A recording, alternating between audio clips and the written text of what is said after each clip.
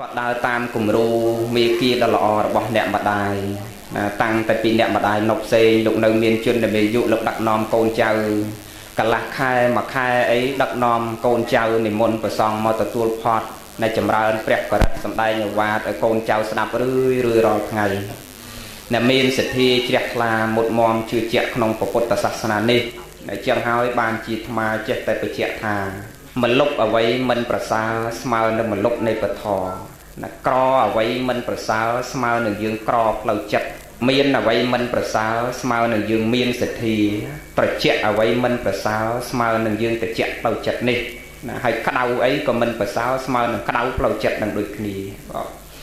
ទ្រព្យអ្វីលើโลกនេះមិនប្រសើរស្មើនឹងអរិយទ្រព្យលោកអ្វីមិនប្រសើរស្មើនឹងលោកកតរៈកាយនេះស្រណុកអ្វីមិនប្រសើរស្មើនឹងកាយនឹងឈប់ប្រព្រឹត្តធ្វើនៅអំពើបាបបញ្ចវេរផ្សេងមិនដែលអាត្មាបញ្ជាក់រឿយថាមលុបអ្វីមិនប្រសើរស្មើនឹងមលុបពធដូចជាកូនចៅប្រុសស្រីមានអាយដាមលោកជំទាវបុត្រធីតាប្រុសស្រីជាប្រធានអ្នកម្ដាយជាអ្នកមានធម៌អ្នកប្រកបដោយធម៌ព្រោះអាត្មាដឹងព្រោះគាត់អាសានិមន្តមកទទួលផាត់ឲ្យអវាទអីញឹកញាប់ក៏ការគាត់នៅជនមានយុអញ្ចឹងលោកយាយជាអ្នកមានធម៌ណាធម៌នៅក្នុងខ្លួនរបស់គាត់ជាពិសេសក្របដណ្ដប់លើកូនចៅប្រុសស្រីស្មើនឹងមលុបដើមស្វាយដើមមាននៅខាងមុខនេះយើងអាចជ្រកបានតិចស្រួលយ៉ាងណាលោកឧបមាដូចជាមេដាបិតានេះលោកមានមលុបគឺធរនឹងត្រជាក់ស្រួលជាងមលុបឈើឬក៏ត្រជាក់ដូចជាមលុបឈើដែលយើងជ្រករាល់ថ្ងៃនេះអញ្ចឹងបើយើងចង់ឲ្យមលុបនឹងយើងអាចជ្រកបានយូរយើងថែរក្សាមលុបនឹងឲ្យដើមឈើនឹងឲ្យរស់រានមានជីវិតយើងយូរប៉ុន្តែកូនចៅថ្ងៃនេះយើងផុតហើយណាក៏ប៉ុន្តែយើងអាចបំពេញសេចក្តីល្អចម្រើនសេចក្តីល្អដើម្បីឲ្យទិសនរកងការមហាកុសលនេះជូនទៅដល់អ្នកម្ដាយការអ្នកម្ដាយនៅរស់លោកខំប្រឹងក្របដណ្ដប់កូនចៅប្រុសស្រីដោយមលុបគឺធគឺមេត្តាករុណាមុទតាឧបេក្ខានិងសង្កហធ5សង្គ្រោះលើកូនចៅប្រុសស្រីព្រមវិហារធម៌ទាំងឡាយ4នេះជាធម៌ដ៏វិសេសជាធម៌ត្រជាក់បុគ្គលណាមួយដែលមានធម៌4ហ្នឹងលោកប្រៀបឧបមាបុគ្គលនោះប្រៀបហាក់បីដូចជាទឹកអម្រឹតបុគ្គលដែលមានធម៌4ហ្នឹងគឺទៅណាមកណាគឺត្រជាក់ញោមមិនថាតែម្ដាយឪពុកគ្រប់គ្រងកូនចៅប្រុសស្រីទេថ្នាក់ដឹកនាំគ្រប់គ្រងប្រជាពលរដ្ឋក្តីកាលបើមានធម៌ទាំងឡាយ4យ៉ាងនេះនៅក្នុងខ្លួនណាប្រជាពលរដ្ឋនោះរមែងរស់នៅសុខដុមរមនាកូនចៅប្រុសស្រីកាលបើម្ដាយឪពុកមានធម៌ទាំងឡាយ4នេះកូនចៅប្រុសស្រីក៏រមែងរស់នៅដោយសេចក្តីសុខថ្នាក់ដឹកនាំសង្ឃប្រសិនបើលោកមានធម៌ទាំងឡាយ4យ៉ាងនេះក្របសង្កត់ទៅលើព្រះភិក្ខុសង្ឃអង្គសាមណេរនៅក្រោមអាវាទភិក្ខុសង្ឃអង្គសាមណេរនោះរមែងមានសេចក្តីសុខធម៌ទាំងឡាយ4នឹងវិសេសណាស់អញ្ចឹងបានជាព្រះសម្មាសម្ពុទ្ធព្រះអង្គតាំងនាមមេដាបិតាថាជាព្រះព្រំនឹងគឺនៅត្រង់ថាលោកមានព្រំវិហារធម៌4ហ្នឹងហើយដែលយើងធ្វើរូបព្រំណាមានមុខ4ហ្នឹងក៏តំណាងឲ្យព្រំវិហារធម៌4ហ្នឹងព្រំមែនតែមិនមែនមុខ4អញ្ចឹងទេបើមុខ4អញ្ចឹងដឹងដេកទៅខាងណាទេមែនទេប៉ុន្តែគេធ្វើហ្នឹងដើម្បីតំណាងឲ្យព្រំវិហារធម៌4ហ្នឹងហើយដូចប្រកាសកបិលមហាព្រំហ្នឹងឃើញទេគេធ្វើមុខ4តំណាងឲ្យព្រំវិហារធម៌4ហ្នឹងពេលដែលលោកកាត់បស័យស័កកាត់ប្រកាសរបស់លោកហើយណាដើម្បីបូជាធម្មបាលកុមារលោកអត់ឲ្យយកប្រកាសស័ករបស់លោកដែលមានមុខ4ហ្នឹងទៅចោលនៅក្នុងទឹកវារីទឹកចោលនៅក្នុងដីវារាំងភ្លៀងចង់មានន័យថាព្រំវិហារធម៌ទាំងឡាយ4នេះអត់អាចបោះបង់ចោលបានទេมันអាចឃ្លាតពីខ្លួនយើងគ្រប់គ្នាទៅបានទេដាច់ខាតត្រូវតែមានព្រំវិហារធម៌ទាំងឡាយ4នេះណានៅជាប់ក្នុងខ្លួនយើងជានិច្ចទើបយើងរស់នៅបានសេចក្តីសុខមេត្តានឹងឲ្យចេះតូទុនទៅរកគ្នាករុណាឲ្យចេះអាណិតស្រឡាញ់គ្នាមុទិតានឹងតូទុនករុណានឹងអាណិតឧបេក្ខាតាំងចិត្តជាកណ្ដាលទោះបីជារឿងដែលយើងជួបប្រសពមកបុគ្គលដតីគេធ្វើរឿងមិនល្អមកលើយើងណាសុកស្រាប់គេមកជេរបចោយើងសុកស្រាប់តែគេមកយកប្តីយើងទៅបាត់សុកស្រាប់តែគេមកធ្វើរឿងមិនល្អបដិខៈថ្នាក់នាំឲ្យយើងជួបណាបញ្ហាផ្លូវចិត្តដល់ពេលដែលយើងមានធម៌ក្របសង្កត់យើងចេះពិចារណាផ្លែអត់ទៅមនោសោមនោបដិខៈថ្នាក់តូចចិត្តខឹងទាស់ជាមួយនឹងបុគ្គលហ្នឹងទេយើងគិតពិចារណាថាអូណោះយើងពិចារណាអ្នកមានធម៌គេពិចារណាពីហេតុ2ផលពីអតីតឲ្យបច្ចុប្បន្នបើអតីតយើងអត់បានសាងហេតុនឹងជាមួយបុគ្គលនោះជាពាក់យើងក្នុងបច្ចុប្បន្នទៅអនាគតវិញអញ្ចឹងបុគ្គលមានធម៌ពិចារណាហេតុទាំងឡាយនេះហើយណាគាត់អប់រំចិត្តរបស់គាត់បានស្មើផ្ដល់មេត្តាចិត្តករុណាចិត្តទៅរកបុគ្គលដែលប្រព្រឹត្តអាក្រក់មកលើយើងវិញហើយពេលហ្នឹងសេចក្តីសុខកើតមានណានេះដូចអាត្មាបញ្ជាក់ខាងដើមថាត្រជាក់អ្វីមិនប្រសើរស្មើនឹងត្រជាក់ផ្លូវចិត្ត ហើយក្តៅអីក៏អត់ប្រសើរស្មើនឹងក្តៅផ្លូវចិត្តនឹងដែរបើយើងក្តៅកាយឥឡូវនេះយើងអាចចូលទៅក្នុងម៉ាស៊ីនត្រជាក់បានមែនទេញោមក្តៅខ្លាំងទៅយើងចូលទៅបន្ទប់ទឹកបាញ់ទឹកបន្តិចមកវាត្រជាក់មកវិញប៉ិនបើក្តៅចេញពីខាងក្នុងហើយទៅដេកម៉ាស៊ីនត្រជាក់ក៏អត់ត្រជាក់ដែរមែនទេកុំថាដល់ដេកម៉ាស៊ីនត្រជាក់ចូលដល់ក្នុងទូទឹកកកទេក៏វាអត់ត្រជាក់ដែរចេញមករឹងហ្មងមែនទេចង់បញ្ជាក់ថាបើក្តៅផ្លូវចិត្តនេះយើងងាយរកថ្នាំណាប៉ុន្តែបើក្តៅកាយនេះយើងងាយរកថ្នាំដើម្បីដាក់ឲ្យត្រជាក់មកវិញប៉ុន្តែផ្លូវចិត្តនេះក៏មានថ្នាំដែរដែលអាត្មាធ្លាប់បញ្ជាក់ថា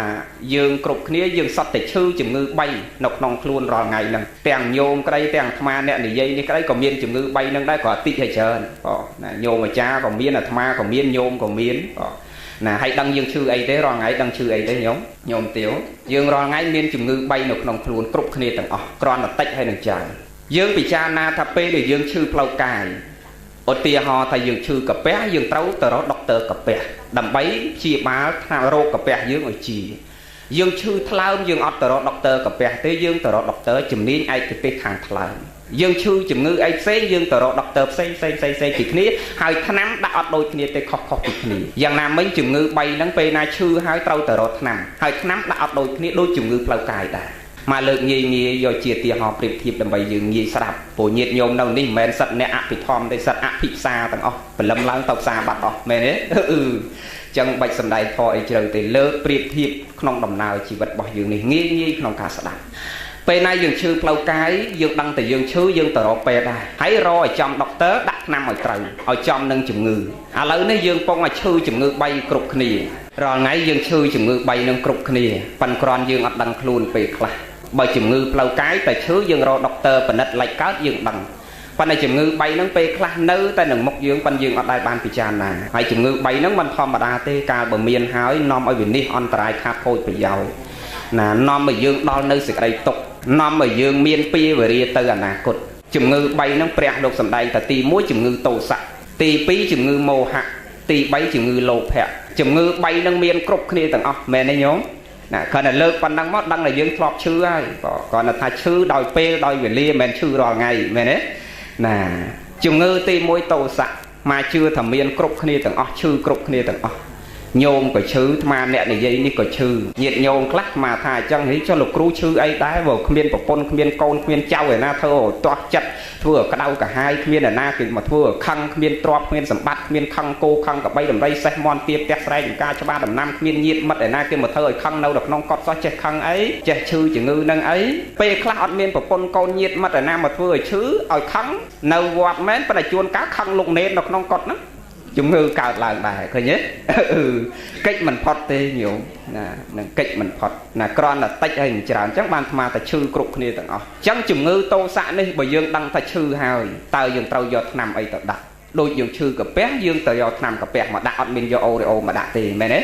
ដាក់ឲ្យចំថ្នាំក៏ដាក់ឲ្យចំថ្នាំអញ្ចឹងឈឺជំងឺទី1នេះយើងយកថ្នាំអីទៅដាក់ហើយអាជំងឺទី1នេះมันធម្មតាទេញោមកាលណាបុគ្គលណាមានទោសៈចិត្តនេះកើតឡើងហើយបុគ្គលនោះនាំឲ្យមានសេចក្តីទុក្ខក្តៅក្រហល់ក្រហាយនៅមិនសុខលោកឧបមាអាត្មាធ្លាប់ប្រៀបធៀបថាបុគ្គលដែលខឹងក្រោធណាកើតឡើងហើយឧបមាប្រៀបហាក់បីដូចជាយើងអោបដុំភ្លើងមួយយ៉ាងធំជាប់នៅនឹងដើមទ្រូងមែនទេឧទាហរណ៍ថាបុគ្គលកខឹងបុគ្គលខបុគ្គលកខឹងបុគ្គលខអាខនោះគ្នាអត់ដឹងអីទេអត់មកខឹងជាមួយយើងទេខឹងតែអាកម្នាក់ឯងនេះអាគ្នានោះអត់ដឹងអីទេដល់ម៉ោងគេងគ្នាគេងដល់ម៉ោងញ៉ាំគ្នាញ៉ាំដល់ម៉ោងងូតទឹកគ្នាងូតទឹកដល់ម៉ោងសម្រាកគ្នាសម្រាកបើខឹងតែអាកនេះម្នាក់ឯងណាក្តៅកាហាយតែម្នាក់ឯងអាគ្នាអត់ដឹងនោះស្មើនឹងទឹកសមុទ្រឬទឹកតាពាំងរីឯបុគ្គលដែលខឹងនេះលោកឧបមាដូចជាដេកអោបដុំភ្លើងមួយយ៉ាងធំអ្នកខឹងនេះខឹងទឹកនឹងខ្លាំងណាស់តែខឹងទឹកហ្នឹងអញអោបដុំភ្លើងនឹងទៅទម្លាក់ឲ្យរីងទឹកហ្នឹងហ្មងប៉ុន្តែអោបរត់ពីផ្ទះទៅដាក់ក្នុងទឹកហ្នឹងវារីងយឺភ្លើងវាលុតហ៎ញោមភ្លើងអាលុតអញ្ចឹងរត់មកផ្ទះម្ដងទៀតអោបដុំភ្លើងនឹងទៅម្ដងទៀតទៅដាក់ទឹកម្ដងទៀតទឹកនឹងវាលុតមកសាទៀតអញ្ចឹងទឹកនោះគ្នានៅតែត្រជាក់នៅតែរលត់រហូតកាលណាអត់តស្មើនឹងត្រជាក់រហូតរីឯអ្នកដែលលាកអ្នកដែលក្តៅអ្នកណាអ្នកអោបដុំភ្លើងនេះ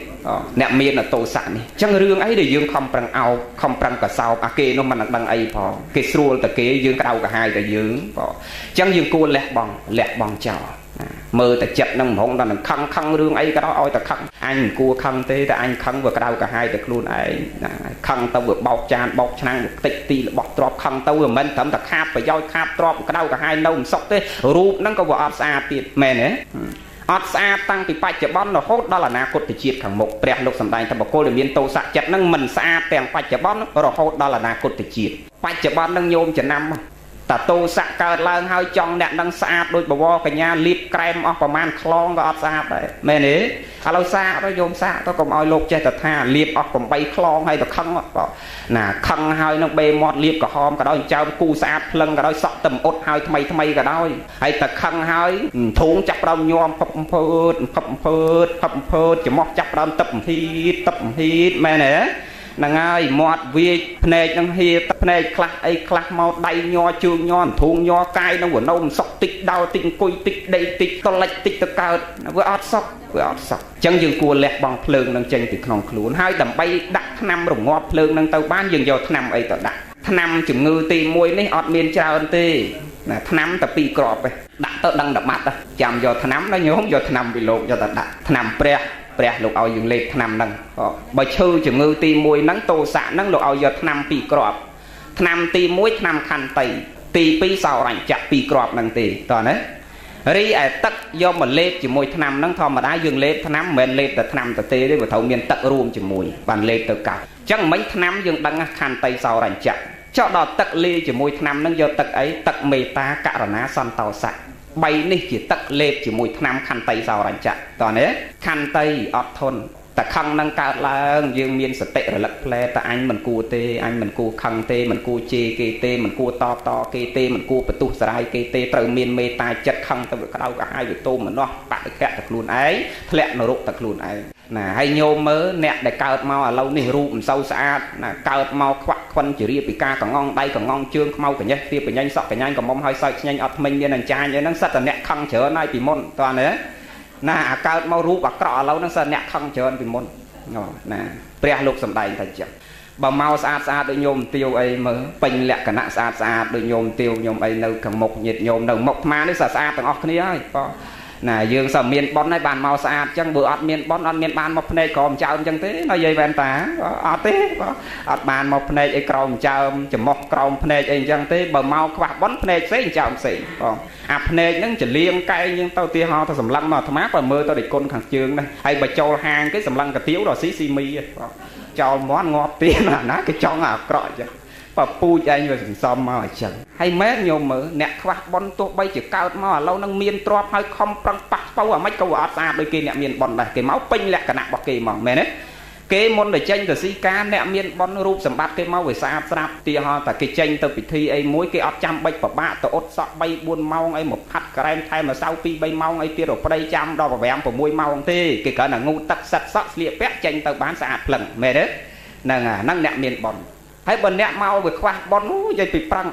prăng môn tranh từ si ca mà cả lại nó tàu ốt sọ pi màu tì hó đấy là mà đắng đấy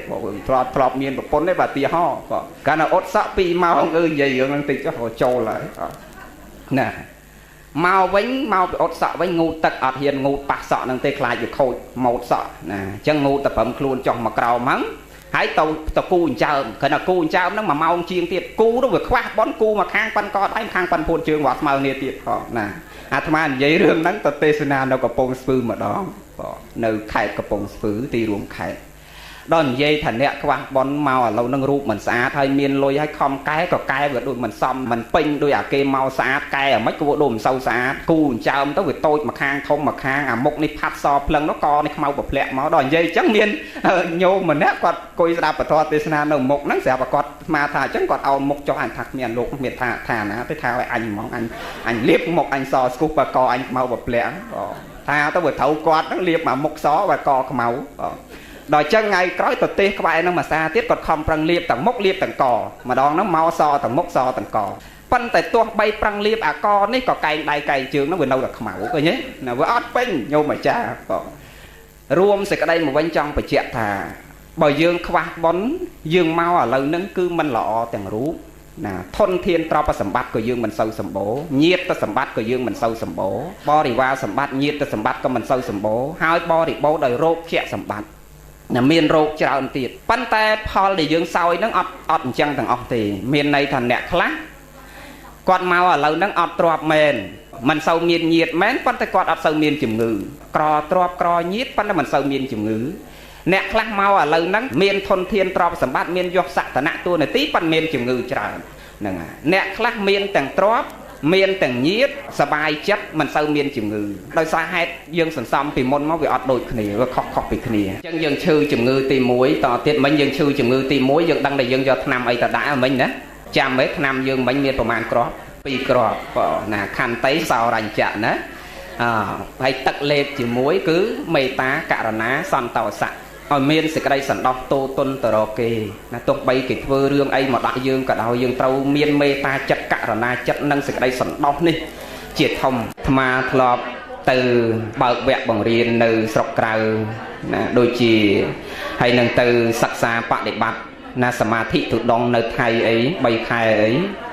បរិស័ទរបស់គេញោមឧទាហរណ៍ថាចូលជាបរិស័ទ 70% គឺ 70% នឹងសិតតែអ្នកយល់ក្នុងធម៌ហើយខ្មែរយើង 99% ជាទូទៅយើងមានទទួលរលែកទេ 99% យើងថា 99% ដោយសារមន្ត្រីអត្រានុកូលដ្ឋានហ្នឹងគាត់ស្រង់ស្ថិតិតាមអត្តសញ្ញាណប័ណ្ណព្រោះអត្តសញ្ញាណប័ណ្ណយើងគ្រប់គ្នាគេសួរទៅកាន់សាសនាអីយើងដាក់ថាពុទ្ធសាសនាអញ្ចឹងគេស្រង់មក 99% ជាងប៉ុន្តែការគោរពបដិបត្តិប្រតិបត្តិនៅក្នុងពុទ្ធរដ្ឋធម្មរដ្ឋសង្ឃរដ្ឋនិងការស្វែងយល់អំពីពុទ្ធវចនៈយើងនៅតិចបើញាតិញោមដែលអ្នករវល់រឿងរស៊ីផងគ្មានពេលបានទៅសិក្សារៀនសូត្រធម៌អាសិក្ខាវិន័យទេណាចាំដល់អាចារ្យ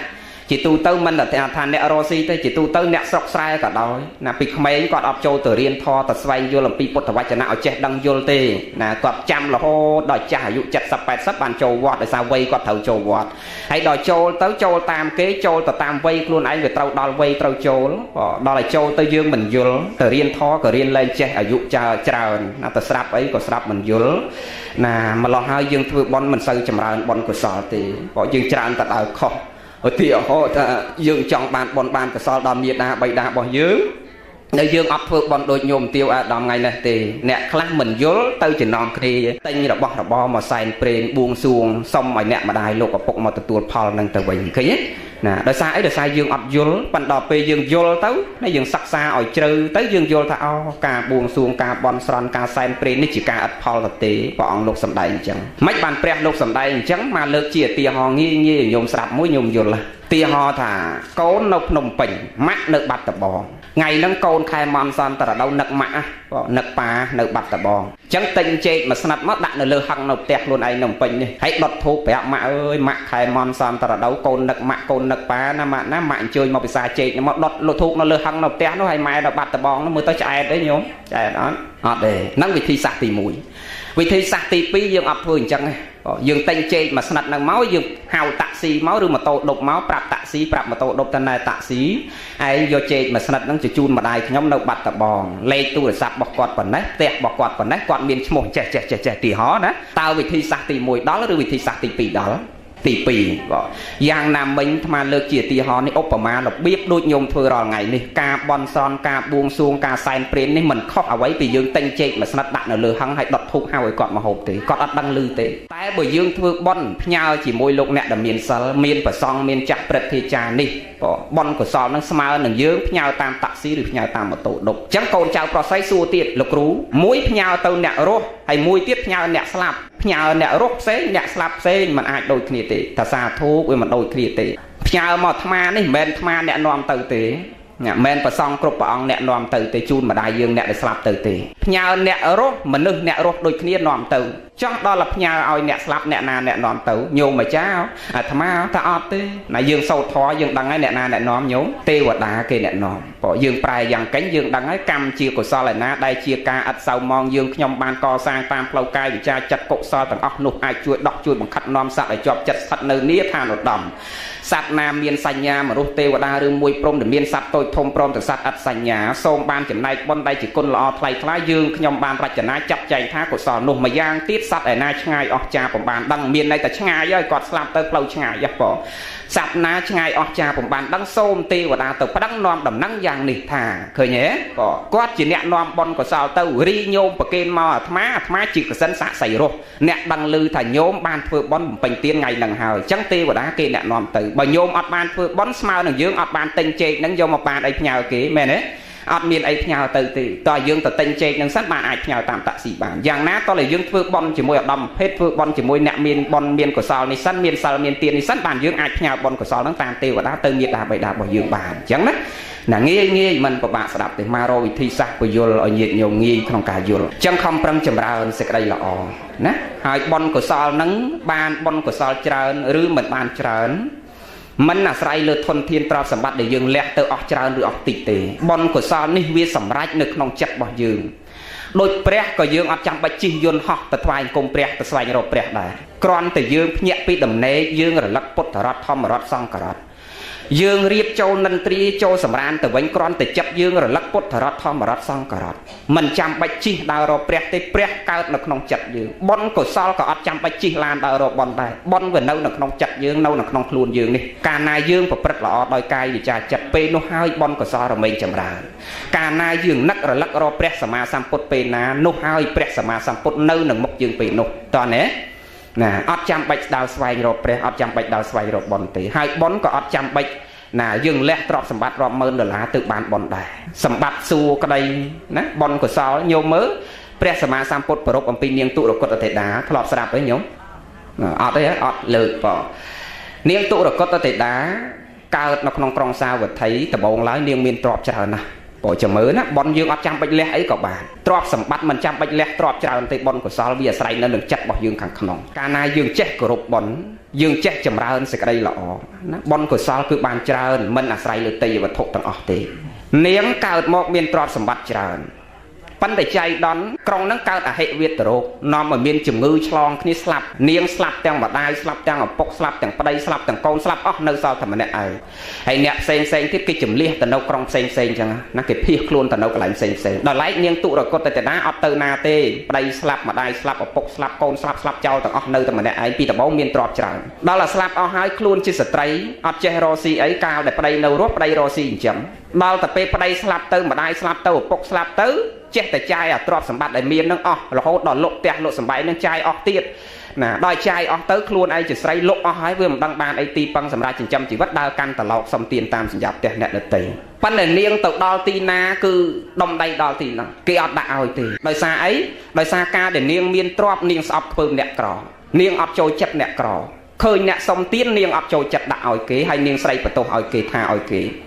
កម្មពីវេរានឹងនាំឲ្យពេលដែលនាងធ្លាក់ខ្លួនក្រនាងទៅដល់កន្លែងណាគេអត់ដាក់ឲ្យកន្លែងហ្នឹងគេជេរគេឌៀលគេថ្មាស់គេទាត់គេធាក់គេដេញគេវាយគេគប់ហើយអាត្មាអានរឿងហ្នឹងមើលទៅសំណោះណាកម្មពីវេរាហើយខ្លួនជាស្ត្រីណាញោមដាច់បាយដាច់ទឹកទៅដេកតាមមុខសញ្ញាផ្ទះអ្នកដទៃញោមមើលមនុស្សយើងរាល់ថ្ងៃមានអញ្ចឹងមានអញ្ចឹងតាន់នឹងភ្នែកដែលយើងមើលឃើញកម្មពីវេរាមនុស្សចែកចាច់ខុសពីគ្នាដែលយើងគួរតក់ស្លុតរន្ធត់ក្នុងដំណើរជីវិតរបស់យើងនេះដែលយើងបានកើតមកមានធនធានទ្រព្យសម្បត្តិមានយសសក្តិណៈទូនាទីមានរូបសម្បត្តិមានអ្វីគ្រប់សពបែបយ៉ាងអ្នកខ្លះថាមានដោយសារប្រឹងដោយសារធូបត្រូវតែប្រឹងព្រះលោកសម្ដែងហេតុអតីតរួមសំនឹងបច្ចុប្បន្នបើយើងប្រឹងតែបច្ចុប្បន្នគ្មានផលពីអតីតទោះបីជាយើងប្រឹងពេញមួយជីវិតក៏អត់ទៅណារួចដែរមែនទេមើលអ្នកខ្លះប្រឹងដូចយើងអញ្ចឹងមួយថ្ងៃគ្មានពេលដេកទេតែទីបំផុតការប្រឹងរបស់គាត់រកតែខោត្រប់ខ្លួនមិនមានមែនទេដោយសារអីហើយអ្នកខ្លះក្រទេគ្រាន់តែគេដាក់ទៅបុណ្យកុសលនឹងវាជ្រុំជ្រែងផងដាក់ត្រូវកើតដុកឡើងឯងអញ្ចឹងរួមសំគ្នាអតីតរួមសំជាមួយបច្ចុប្បន្ននឹងផងប៉ិនមិនឲ្យប្តេកព្រួលទៅខាងណាមួយទេប្តេកព្រួលទៅខាងណាមួយទេគ្រាន់តែថាវាផ្សំគ្នាហេតុពីរហ្នឹងបច្ចុប្បន្នក៏ត្រូវប្រឹងហើយនឹងផលអតីតរួមសំគ្នាផងនិយាយពីរឿងយើងនេះអានរឿងហ្នឹងហើយសំណោះណាញោមសំណោះពីពីវេរាខ្លួនជាស្ត្រីដើរសុំគេមិនដាក់ឲ្យដាច់បាយដាច់ទឹកហើយត្រូវគេជេរគេស្ដីគេថាគេទាត់គេធាក់រត់ពីកន្លែងមួយទៅកន្លែងមួយទៅផ្ទះគេសំបីតែដេកនៅយ៉ាផ្ទះក៏គេមិនឲ្យដេកនៅយ៉ាផ្ទះគេថាចង្រៃ ចឹងគេដេញទាត់ធាក់ចឹងទៅរត់ទៅកន្លែងផ្សេងជួនកាលទៅដេកនៅសញ្ញាតាមផ្លូវក្បែរសម្រាមក្បែរកំណោសម្រាមភ្នក់សម្រាមរឹសរបស់នៅក្នុងសម្រាមនឹងស៊ីដើម្បីចិញ្ចឹមជីវិតដល់តែថ្ងៃមួយដាច់បាយ3ថ្ងៃហើយណាដើរលេងរួចហើយមកដេកនៅមុខសញ្ញាផ្ទះមានុកម្នាក់មនុស្សហ្នឹងប្រឡំឡើងភ្ញាក់ពីដំណេកមកបើកទ្វារមកឃើញនាងទុរគតទៅតានៅមុខផ្ទះកើតសេចក្តីអាណិតរត់ចូលទៅក្នុងចង្ក្រានប៉ើងឆ្នាំងទៅឃើញបាយកកម្ដុំសល់បាយកកម្ដុំព្រោះបលឹមឡើងមានពីណាគេតាន់ដាំអីសល់អាបាយកពីល្ងាចគេហូបហើយយកអាបាយក្តាំងម្ដុំហ្នឹងតម្លាក់ចូលត្រឡោករបស់នាងគ្រាន់តែបើកភ្នែកឡើងឃើញបាយកនៅក្នុងត្រឡោកហ្នឹងដៃនឹងញ័រទៅត្រឹកព្រោះវាដាច់បាយ3ថ្ងៃហើយបងលើកតាំងញ័រហ្នឹងលើកបំរុងនឹងពមនៅក្នុងមាត់ដាក់ចូលក្នុងមាត់ពូឃ្លានក្នុងគណៈហ្នឹងព្រះបច្ចេកពុទ្ធលោកទៅតែចេញពីសមាបត្តិថ្មីលោកប្រមាលមើលបនិស័យសត្វឃើញនាងទុរគតទៅតាមាននិស័យចឹងលោកក្រងស្បង់ចីវរសំដែងបដិហាត្រង់បាតមកហោះវឹងមកប្រតិឋាននៅមុខនាងនឹងតន់លើកបាយដាក់ដល់ក្នុងមាត់ទេគ្រាន់តែនាងលើកដុំបាយក្តាំងនឹងដាក់បំរុងងើយលើកនឹងដាក់មាត់គ្រាន់តែងើយមុខឡើងឃើញព្រះបច្ចេកពុទ្ធលោកឈរនៅពីមុខនាងចាប់ផ្ដើមគិតស្រក់ទឹកភ្នែកហើយពិចារណាថាអូអញណាពេលនេះបន់មកដល់ហើយតើអញចាំពេលណាទៀតហេតុតែបន់កុសលរបស់អញសន្សំមិនល្អបានជាត្រូវឲ្យអញមកទទួលផលលំបាកតោកយ៉ាវេទនាដូចនេះចោះអ្នកដតីទៀតគេជាមនុស្សដូចខ្ញុំដែរហេតុអីក៏គេមិនវេទនាដូចខ្ញុំហើយខ្ញុំមិនមែនធ្លាប់កើតមកក្រទេខ្ញុំកើតមកមានទ្រព្យខ្ញុំកើតមកមានប្តីខ្ញុំកើតមកមានម្ដាយខ្ញុំកើតមកមានឪពុកខ្ញុំកើតមកមានបងមានប្អូនមានកូនមានចៅតែហេតុអីកម្មពីវេរីឲ្យខ្ញុំព្រាត់ប្រាសទាំងអស់បែកបាក់អ្វីទាំងអស់នេះហើយជាកម្មហើយឲ្យខ្ញុំស្រេកឃ្លានលំបាកតោកយ៉ាវេទនាដូច្នេះខ្ញុំសុខចិត្តស្រេកឃ្លានដាច់ខ្យល់ស្លាប់តែខ្ញុំមិនឲ្យស្រេកឃ្លាននៅពេលខាងមុខតទៅទៀតទេខ្ញុំសុខចិត្តដាច់ខ្យល់ស្រេកឃ្លាននៅថ្ងៃនេះបច្ចុប្បន្ននេះតែមិនឲ្យស្រេកឃ្លាននៅអនាគតជាតិដូចពេលហ្នឹងទៀតនាងចង់បញ្ជាក់មានន័យតែអញ្ចឹងណាចឹងនាងសុខចិត្តអាត្រេកឃ្លានអត់បាយ3ថ្ងៃហើយយកបាយក្តាំងហ្នឹងទាំងញ័រទៅត្រឹកហ្នឹងទៅដាក់បាតព្រះបច្ចេកពុទ្ធព្រះបច្ចេកពុទ្ធទទួលណាបាបទទួលបាយក្តាំងណាបាយក្តាំងដោយតណ្ហិភាពអាបាយក្តាំងសល់ពីគេទៀតព្រះអរហន្តលោកទទួលអត់រើសទេឲ្យតែទឹកចិត្តសទ្ធាជ្រះថ្លាសត្វណាដែលមាននិស័យលោកត្រូវតែប្រោសចឹងលោកទទួលដោយតណ្ហិភាពឲ្យលោកសម្ដែងតែអិច្ចតាំងបដ្ឋិតាំងតមហង្ខបមេវសមិច្ចតុសេចក្តីសច្ចាប្រាថ្នារបស់នាងយ៉ាងណាសូមឲ្យបានសម្រេចដូចសេចក្តីប្រាថ្នារបស់នាងចុះគ្រាន់តែបញ្ជាក់ប៉ុណ្ណឹងហើយនាងទទួលដោយតណ្ហិភាពទៅសាធុបាន3ដងវាស្រេកឃ្លានពេកទៅដាច់ខ្យល់ស្លាប់ក្នុងគណៈហ្នឹងព្រោះដាច់បាយ3ថ្ងៃហើយគេទាត់គេធាក់វាច្រើនណាលើសលប់ណាស់ហើយចឹងដាច់ខ្យល់ពេលហ្នឹងស្លាប់ពីពេលហ្នឹងគ្រាន់តែដាច់ខ្យល់ភ្លាមសោយសម្បត្តិទឹកនៅក្នុងស្ថានតាវតឹងដូរសម្បត្តិតាវតឹងបានណាមិនធម្មតាទេបាយក្តាំងមួយដុំយើងអាចដូរសម្បត្តិតាវតឹងបានសោយសម្បត្តិទឹកនៅក្នុងស្ថានទេវលោកជាទេពបតិតាមានរូបសម្បត្តិស្អាតមានចរិយាសម្បត្តិខុសពីទេពបតិតាដតីហើយនិយាយពីអភរណៈនិងរបស់ផ្សេងទៀតគឺកើតឡើងអស្ចារ្យជាងទេពបតិតាដតីព្រោះនាងសច្ចាថាកើតជាតិណាកុំឲ្យនាងខ្ញុំអត់ឃ្លានដូចជាតិណាចឹងពេលដែលនាងទៅសោយសម្បត្តិទឹកនៅក្នុងស្ថានទេវលោកក៏មានធនធានទ្រព្យសម្បត្តិកើតឡើងជាអភរណៈទឹកហ្នឹងគឺកើតឡើងខុសពីទេពបតិតាដតីអស្ចារ្យណាស់មកកាត់សេចក្តីនៃរូបមកវិញរួមមកកន្លែងយើងនេះវិញចង់បញ្ជាក់ថាបុណ្យកុសលញោមមើលអត់ចាំបាច់លះរាប់ម៉ឺនដុល្លារទេគ្រាន់តែយើងលះតែបាយក្តាំងមួយដុំពេលខ្លះតែទឹកចិត្តយើងខាងក្នុងវាសស្អាតណាស្អាតក្នុងបុណ្យកុសលយើងអាចដូរសម្បត្តិសួរបានបុណ្យកុសលចម្រើនពេញលេញពេញលេញប៉ុន្តែបើសិនជាយើងរះអស់រាប់ម៉ឺនដុល្លារមែនតែយើងអត់មានសេចក្តីគោរពក្នុងបុណ្យកុសលនឹងអត់សូវបានច្រើនទេមកឃើញបច្ចុប្បន្នអញ្ចឹងមានច្រើនទៅកន្លែងខ្លះញោមគ្រាន់តែឡើងដល់លើក្រែម្ចាស់បុណ្យខ្សឹបប្រាប់អាចារ្យឲ្យលោកទេលឿនតិចណាអាចារ្យណាបាទហ្នឹងហើយយើងនេះមិនតាន់បានអ្នកម៉ូក៏ចាប់ក្បាលមេក៏អ្នកម៉ូតាសអាចារ្យមកកេះបាច់និគុណទេលឿនអកកដងគេជួលមកអស់2-3ពាន់ហ្នឹងណាតិចទៀតលខោនគេលេងដល់ម៉ោងលខោនគេដល់ម៉ោងអកកដងគេឃើញទេអាហ្នឹងដែលយើងមកចេះតែគិតថាណែយើងធ្វើបុណ្យដើម្បីអីដើម្បីបានបុណ្យឬក៏ដើម្បីសប្បាយហើយបើថាដើម្បីសប្បាយមិនខ្វះទេពេលវេលាសប្បាយតែមួយឆ្នាំឬ2ឆ្នាំយើងធ្វើបុណ្យម្ដងនេះយើងទុកពេលវេលាមួយថ្ងៃហ្នឹងសម្រាប់បុណ្យមែនទេយើងលះបង់ពេលវេលាមួយថ្ងៃហ្នឹងសម្រាប់បុណ្យកុសលណានឹងអញ្ចឹងណាអញ្ចឹងញោមមើលនាងទុរគតទេតាមានលះបង់អីច្រើនអញ្ចឹងញាតិញោមណាចង់បានទៅឋានសួគ៌ដូចនាងទេពទេតានឹងខ្លះចង់ទៅឋានលើទេញោមចង់ហ៎ចង់បើចង់ស្អែកឡើងដាំបាយណាតុនដួសហូបគ្នាយើងអស់ទៅអីដួសដល់បាយក្តាំងហ្នឹងមកស្រាក់ប្រគេនដូចគុណតានៅចិត្តនេះទេបងណាហ្នឹងបងមិនចង់បញ្ជាក់ចឹងទេចង់មានន័យថាបើសិនយើងនឹងវាអត់ បើវាអត់សោះណាវាអត់ដូចនាងនោះអញ្ចឹងណារបស់អីក៏យើងអាចយកទៅបានលើកលែងតែសាច់10យ៉ាងក្រៅពីសាច់10យ៉ាងហ្នឹងយើងយកស្អីទៅក៏បានព្រះលោកអនុញ្ញាតណាអត់តក់ខុសអីទេអញ្ចឹងទានរបស់យើងនេះវាអាស្រ័យណារួមផ្សំជាមួយនឹងទឹកចិត្តរបស់យើងខាងក្នុងណាបុណ្យកុសលហ្នឹងវាអញ្ចឹងចឹងយើងខំប្រឹងដែលអាត្មាបញ្ជាក់អំបញ្ញមិញថានៅចូលពោធរយើងវិញតិចទៀតអាចប់មិនវែងទេព្រោះ38នាទីហើយណា45នាទីចប់ទេ5 6នាទីទៀតព្រោះមើលតែញាតិញោមក៏មិនជាប្រកែអង្គុយអីដែរនិយាយពីយើងមលុបអ្វីមិនប្រសើរស្មើនឹងមលុបពធត្រជាក់អ្វីមិនប្រសើរស្មើនឹងត្រជាក់ផ្លូវចិត្តមានអ្វីមិនប្រសើរស្មើនឹងយើងមានសទ្ធាមានទឹកចិត្តនេះល្អណាស់យើងក្រមែនទ្របតែបើយើងមានចិត្តលោកឧបមាប្រៀបហាក់បីដូចជាទឹកដងវាចេញមកតិចប៉ុន្តែទឹកដងដែលចេញមកតិចវាអាចចិញ្ចឹមអ្នកភូមិពីរបីភូមិរស់ដោយសារទឹកចេញតិចហ្នឹងបានមែនទេញោមណាធ្លាប់រស់នៅស្រុកស្រែដឹងហ่ะយើងដួសដងទឹកដងបលឹមឡើងយើងនាំគ្នាឡើងទៅដង2 3ភូមិដងតែមួយហើយចេញតិចអាចចិញ្ចឹមយើង3 4ភូមិឲ្យរស់បានលោកឧបមាថាបុគ្គលដែលមានទ្រព្យតិចប៉ុន្តែមានទឹកចិត្តនេះចែកចែករំលែកលោកឧបមាដូចជាទឹកដងប៉ុន្តែបើសិនជាយើងមានទ្រព្យប៉ុន្តែបើយើងក្រចិត្តលោកឧបមាដូចទឹកអីណាដូចទឹកសមុទ្រហ្នឹងហើយ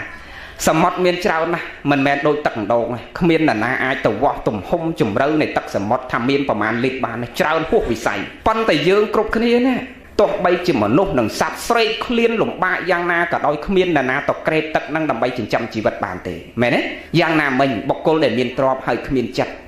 បុគ្គលដែលនៅជុំវិញខ្លួនមិនអាចរស់ទុកបីជាកើតសេចក្តីទុក្ខលំបាកវេទនាយ៉ាងម៉េចក៏អត់អាចទៅអាស្រ័យជាមួយបុគ្គលនោះបានអញ្ចឹងយើងរៀនរស់ដូចទឹកដង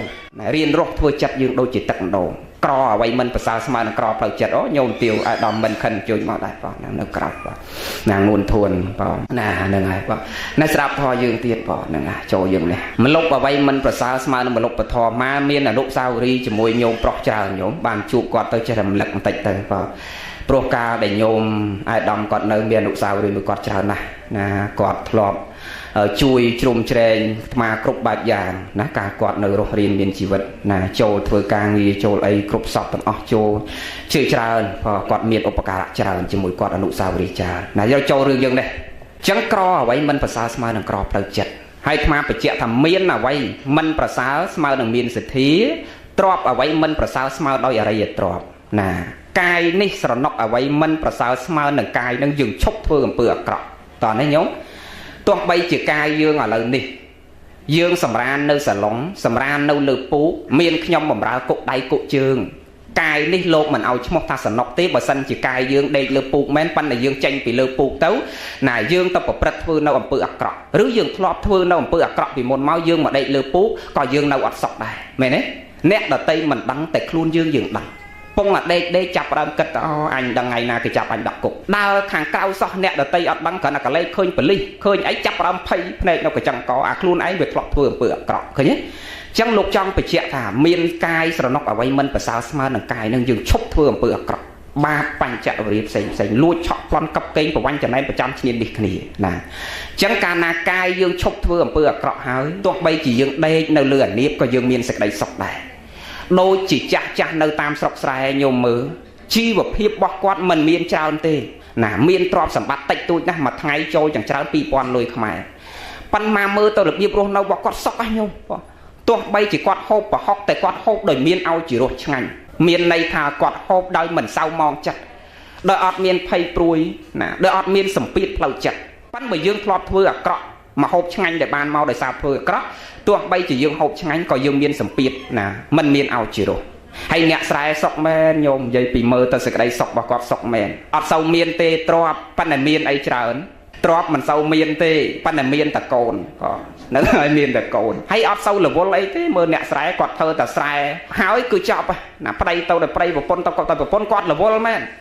ប៉ុន្តែប្តីនេះធ្វើស្រែហើយណាពេលថ្ងៃហូបបាយហើយរវល់ពីថ្ងៃពីផឹកទៅល្ងាចដែរប៉ុន្តែរវល់នោះនៅទៀមកាហ្វេនៅមើលវាយបុកទៅអាកូននោះទៅឲ្យកូនវាយបាល់ទាត់បាល់ទៅម៉ែនេះនៅដល់ម៉ែទៅបើមិនសិនហូបបាយហើយមិនធ្វើអីទេអង្គុយញីកចៃឲ្យកូនចូលទៅបើមិនចឹងទេជុំគ្នាណានិយាយដើមគេទៅបើមិនចឹងទេអងឌូទៀងលេនកតេអញ្ចឹងទៅទីហោគាត់រវល់ដូចគ្នាដែរប៉ុន្តែរវល់រឿងមួយដែលណាខុសប្រក្រតីហ្នឹងហើយណានិយាយនេះនិយាយពីជីវិតពិតណាណាឲ្យយើងចេះពិចារណាប៉ុ ប៉ុន្តែសម្រាប់អ្នកមានគេរវល់រឿងផ្សេងរវល់រឿងផ្សេងប៉ុន្តែទោះបីជាគាត់ក្រតែគាត់មានសេចក្តីសុខផ្លូវចិត្តអ្វីដែលអាត្មាចង់បញ្ជាក់គ្រឹះចម្បងគឺមានន័យថាយើងក្រមែនតែយើងក្រដោយសច្ចរិតម្ល៉េះហើយយើងមានសេចក្តីសុខផ្លូវចិត្តព្រោះមានសេចក្តីសុខផ្លូវចិត្តណាកាយស្រណុកអ្វីមិនប្រសើរស្មើនឹងកាយនឹងឈប់អំធ្វើអំពើបាបណាឈប់ធ្វើអំពើបាបហ្នឹងហើយនិយាយពីរឿងថា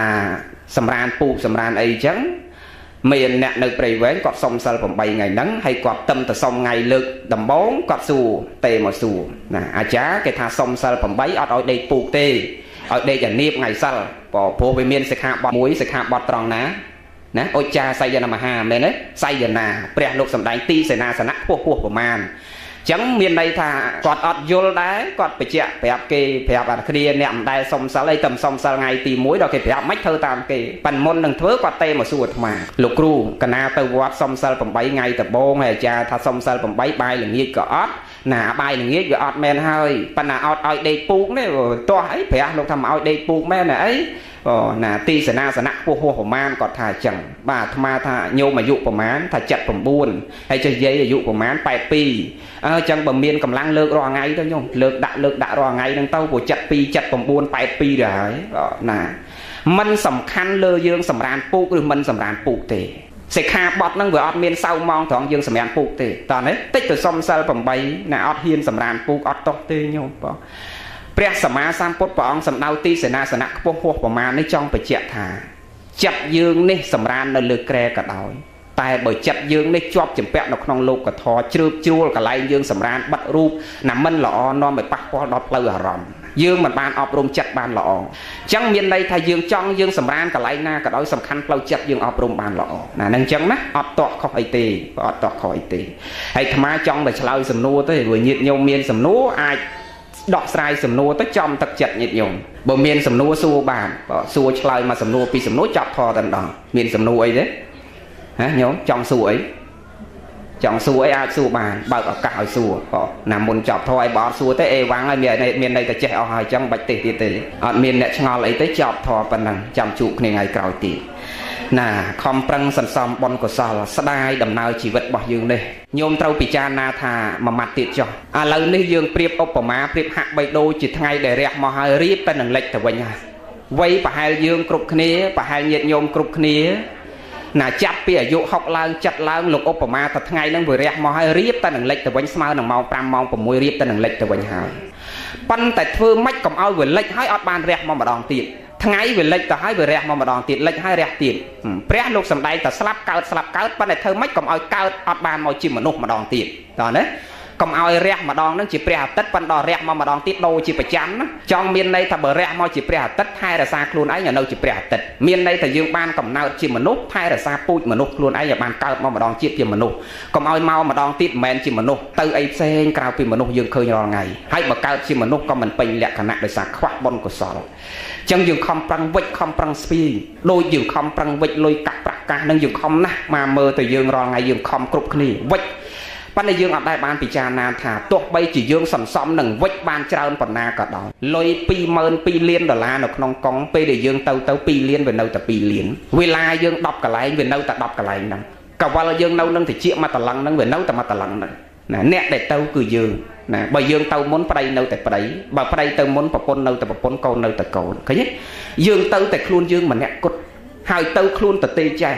ចឹងហើយបានចាស់បុរាណគាត់មានទម្លាប់ល្អមួយនៅពេលដែលមានមនុស្សស្លាប់ប៉ុន្តែឥឡូវគេលែងធ្វើទម្លាប់អស់ហ្នឹងពីមុនបើមានមនុស្សស្លាប់អាចារ្យយោគីគាត់សួរកូនចៅថាតើលោកយាយឬក៏លោកតាហ្នឹងកាលគាត់នៅរស់គាត់ស្រឡាញ់អីជាងគេបើថាស្រឡាញ់ខោស្រឡាញ់អាវមកសម្រាប់ហ្នឹងអាចារ្យយកខោអាវហ្នឹងទៅដាក់ឲ្យគាត់បើថាស្រឡាញ់កវលអាចារ្យយកកវលហ្នឹងទៅញុកដល់ក្នុងមាត់គាត់បើថាស្រឡាញ់ជាតិអាចារ្យយកជាតិញុកដាក់ដល់មាត់របស់គាត់ហើយសួរថាយកដាក់ដល់ក្នុងមាត់សពហ្នឹងថាដាក់ឲ្យសពហ្នឹងឬដាក់ឲ្យអ្នកណាមិនមែនដាក់ឲ្យសពនឹងទេទំនៀមទម្លាប់ចាស់បុរាណគាត់ចង់បញ្យល់យើងអ្នកនៅរស់នេះឲ្យពិចារណាថាមើលយាយកតាកដែលគាត់ស្រឡាញ់កវលនឹងណាស្រឡាញ់ជាតិនឹងណាតែទីបំផុតទៅសំបីតែគេយកមកដាក់ដល់ក្នុងមាត់ក៏គាត់អត់ដឹងអត់ឮគេយកទៅណាក៏គាត់លែងដឹងលែងឮណាឲ្យយើងចេះពិចារណាចឹងសង្វេគតក់ស្លុតរន្ធត់ក្នុងដំណើរជីវិតរបស់យើងតើយើងទីពឹងអីក្រៅអំពីបុណ្យកុសល ណាអត់មានអីក្រៅអំពីគុណតម្លៃនៃសេចក្តីល្អនឹងទេយើងសន្សំគុណតម្លៃនៃសេចក្តីល្អបានបនបានកុសលសម្រាប់ជាឧបនិស្ស័យជាពូជសម្រាប់យើងទៅអនាគតជាតិផងហើយយើងបន្សល់ទុកនៅកូដនឹងនាមគឺកេរ្តិ៍ឈ្មោះកិត្តិយសរបស់យើងនេះសម្រាប់កូនសម្រាប់ចៅសម្រាប់ញាតិសម្រាប់មិត្តជាអ្នករស់នៅចំនួនក្រោយនេះគឺចងចាំយើងផងញោមចង់ដឹងថាពីមុនយើងសាងកម្មអីខ្លះអាត្មាឲ្យមើលហេតុបច្ចុប្បន្នតើយើងទទួលផលអីខ្លះបើយើងទទួលទុកច្រើនជាងសុខពីមុនយើងធ្វើរឿងល្អមិនល្អច្រើនជាងរឿងល្អតោះនេះណាបើយើងទទួលសុខច្រើនជាងទុកឥឡូវនេះមានន័យថាពីមុនយើងធ្វើរឿងល្អច្រើនជាងរឿងអាក្រក់ហើយយើងចង់ដឹងថាទៅមុខទៀតយើងទៅស្អីមកឲ្យមើលហេតុបច្ចុប្បន្ននេះតើរាល់ថ្ងៃយើងធ្វើអីខ្លះចង់ដឹងអាមុខទៅមុខទៀតពេលដែលយើងស្លាប់ទៅយើងទៅមុខទៀតយើងចង់ដឹងថាយើងទៅណាយើងមើលទង្វើយើងបច្ចុប្បន្នតើយើងធ្វើអីខ្លះចង់ដឹងពីមុនយើងធ្វើអីយើងឲ្យមើលអផលដែលយើងរស់នៅរាល់ថ្ងៃនេះតើយើងទទួលអីខ្លះតើនេះញោមណានឹងចឹងណា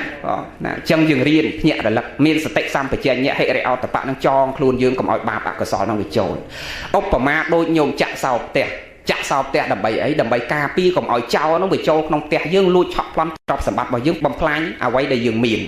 ណាយើងខំប្រឹងចាក់សោហើយសោនឹងអត់យកអាសោធម្មតាទៀតបើទ្រព្យនឹងនៅក្នុងផ្ទះកាន់តែមានតម្លៃសោយើងចាក់ក៏កាន់តែថ្លៃកាន់តែល្អយ៉ាងណាមិញ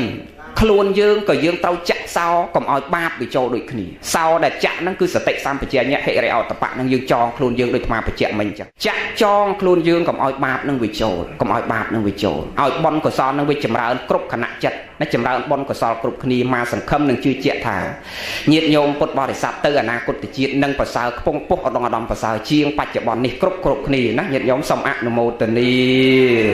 ប៉ុណ្ណឹងចុះចាំជួបគ្នាថ្ងៃក្រោយទៀតសូមបានបុណ្យបានកុសលមុនចប់ធម៌ទេសនាថាតាមលោកមួយម៉ាត់ពីរសូមអនុមោទនាបុណ្យមានកាយ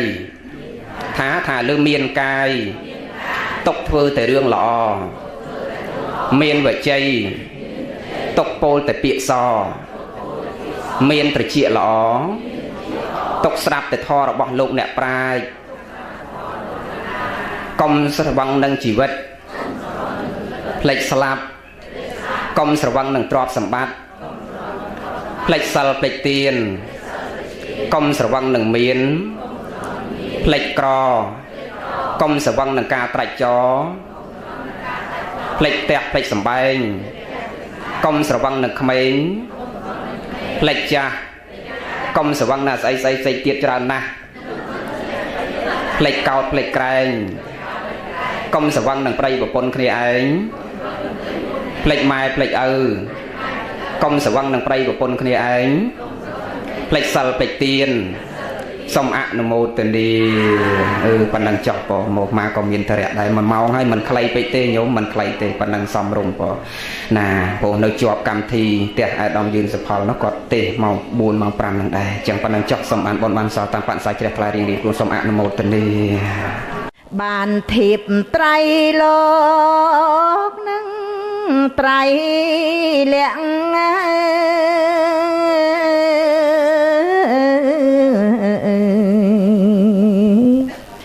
បងហាញវត្តដាក់ដល់សាមានស្ដាប់ហើយនឿយណាយរសាយប្រានព្រះធម៌កល្យានពីរុងនឹង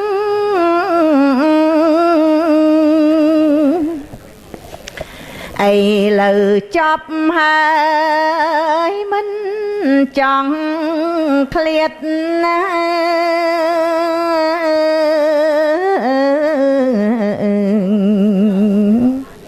son đàn nhôm nhiệt com bông băngแต่คลาช็อตเนื้อเปรียงกลมาจังตามปดดอมรังสกอลเวลี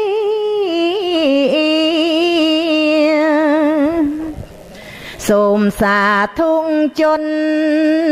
ยังสดับท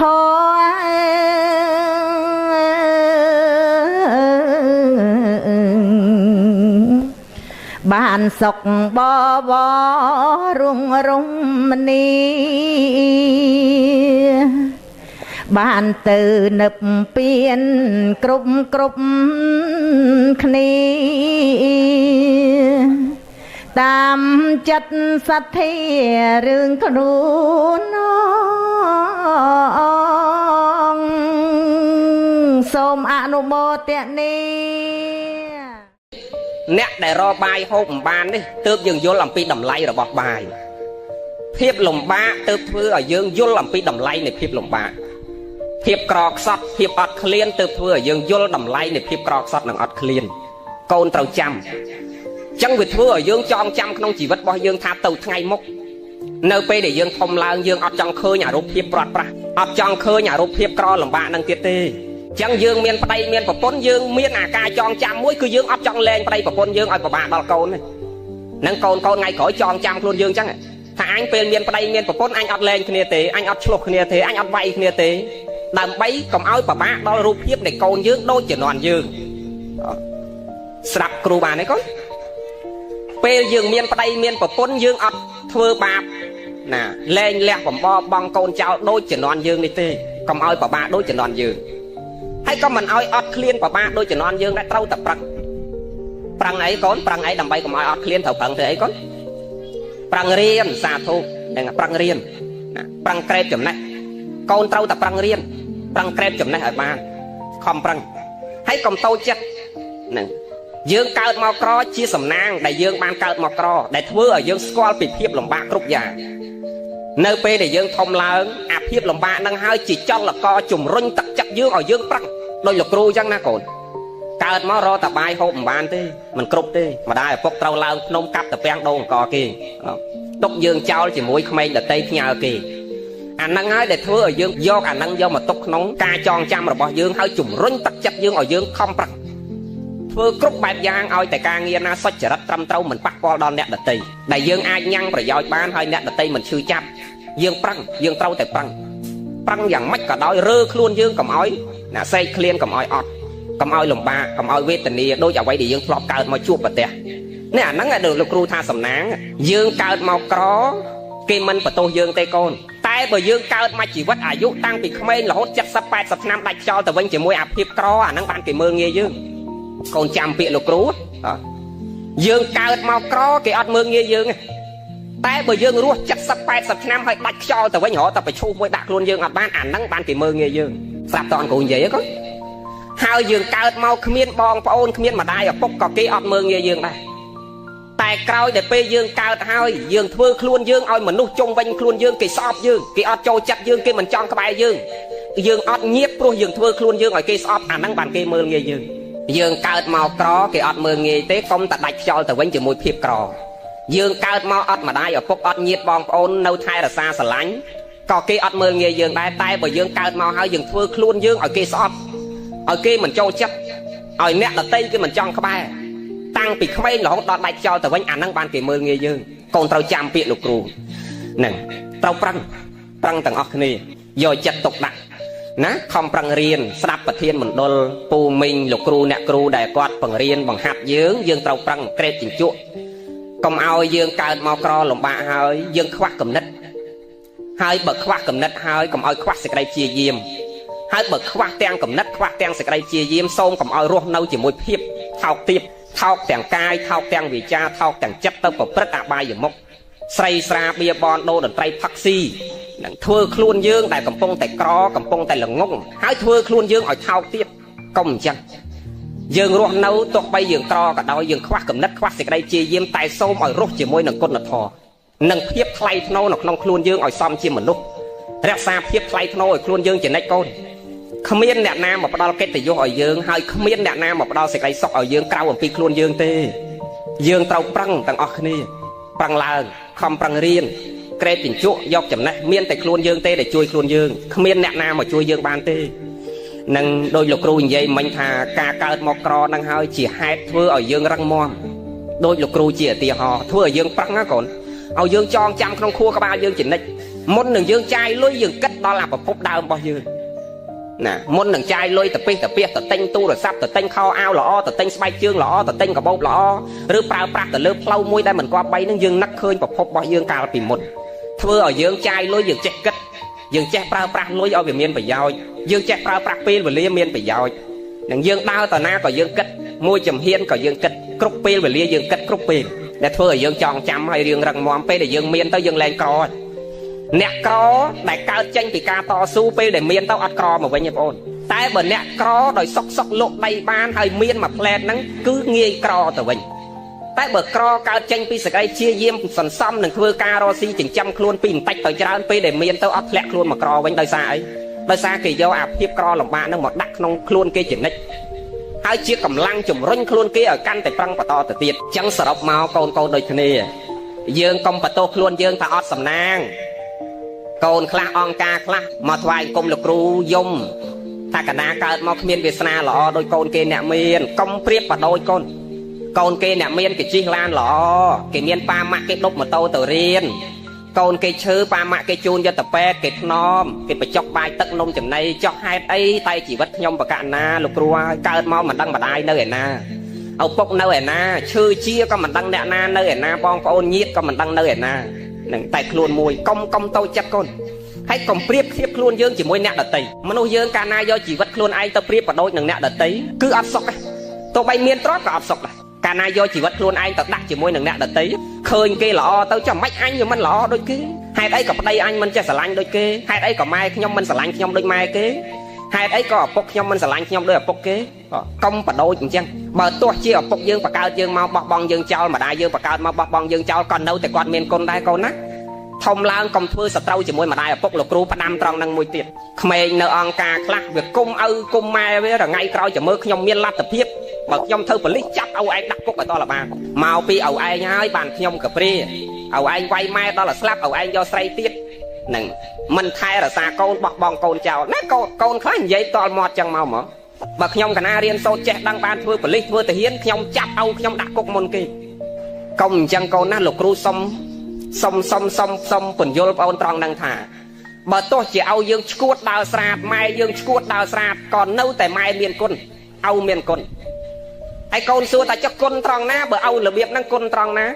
ម៉ែរបៀបហ្នឹងគុណត្រង់ណាបើដើរតែផឹកដើរតែលបែងម៉ែកណាមិនដែលមើលកណាផងតើគុណត្រង់ណាលោកគ្រូគុណនៅត្រង់បកើតយើងឲ្យឃើញពលឺថ្ងៃបើគាត់អត់អាណិតអត់ស្រឡាញ់យើងអត់បានឃើញពលឺថ្ងៃទេតើណាកូនគាត់មានគុណណាមានគុណនៅត្រង់បកើតយើងគេហៅតែជាតិតិគុណបើគាត់អត់បកើតយើងអត់បានឃើញពិភពលោកដ៏ធំនេះទេកូនខ្លះឈឺចាប់មែនតែនថាបើបកើតមករបៀបហ្នឹងមិនបាច់បកើតទេល្អជាងហ្នឹងលោកគ្រូយល់ពីអារម្មណ៍លោកគ្រូយល់មិនមែនមិនយល់ទេអារម្មណ៍យើងពេលខ្លះធម្មតាចិត្តអ្នកណាដូចអ្នកណាប៉ិនក្រន់លោកគ្រូចង់បដោះផ្នត់គំនិតបងអូនថាកុំធ្វើសត្រូវជាមួយម្ដាយឪពុកយើង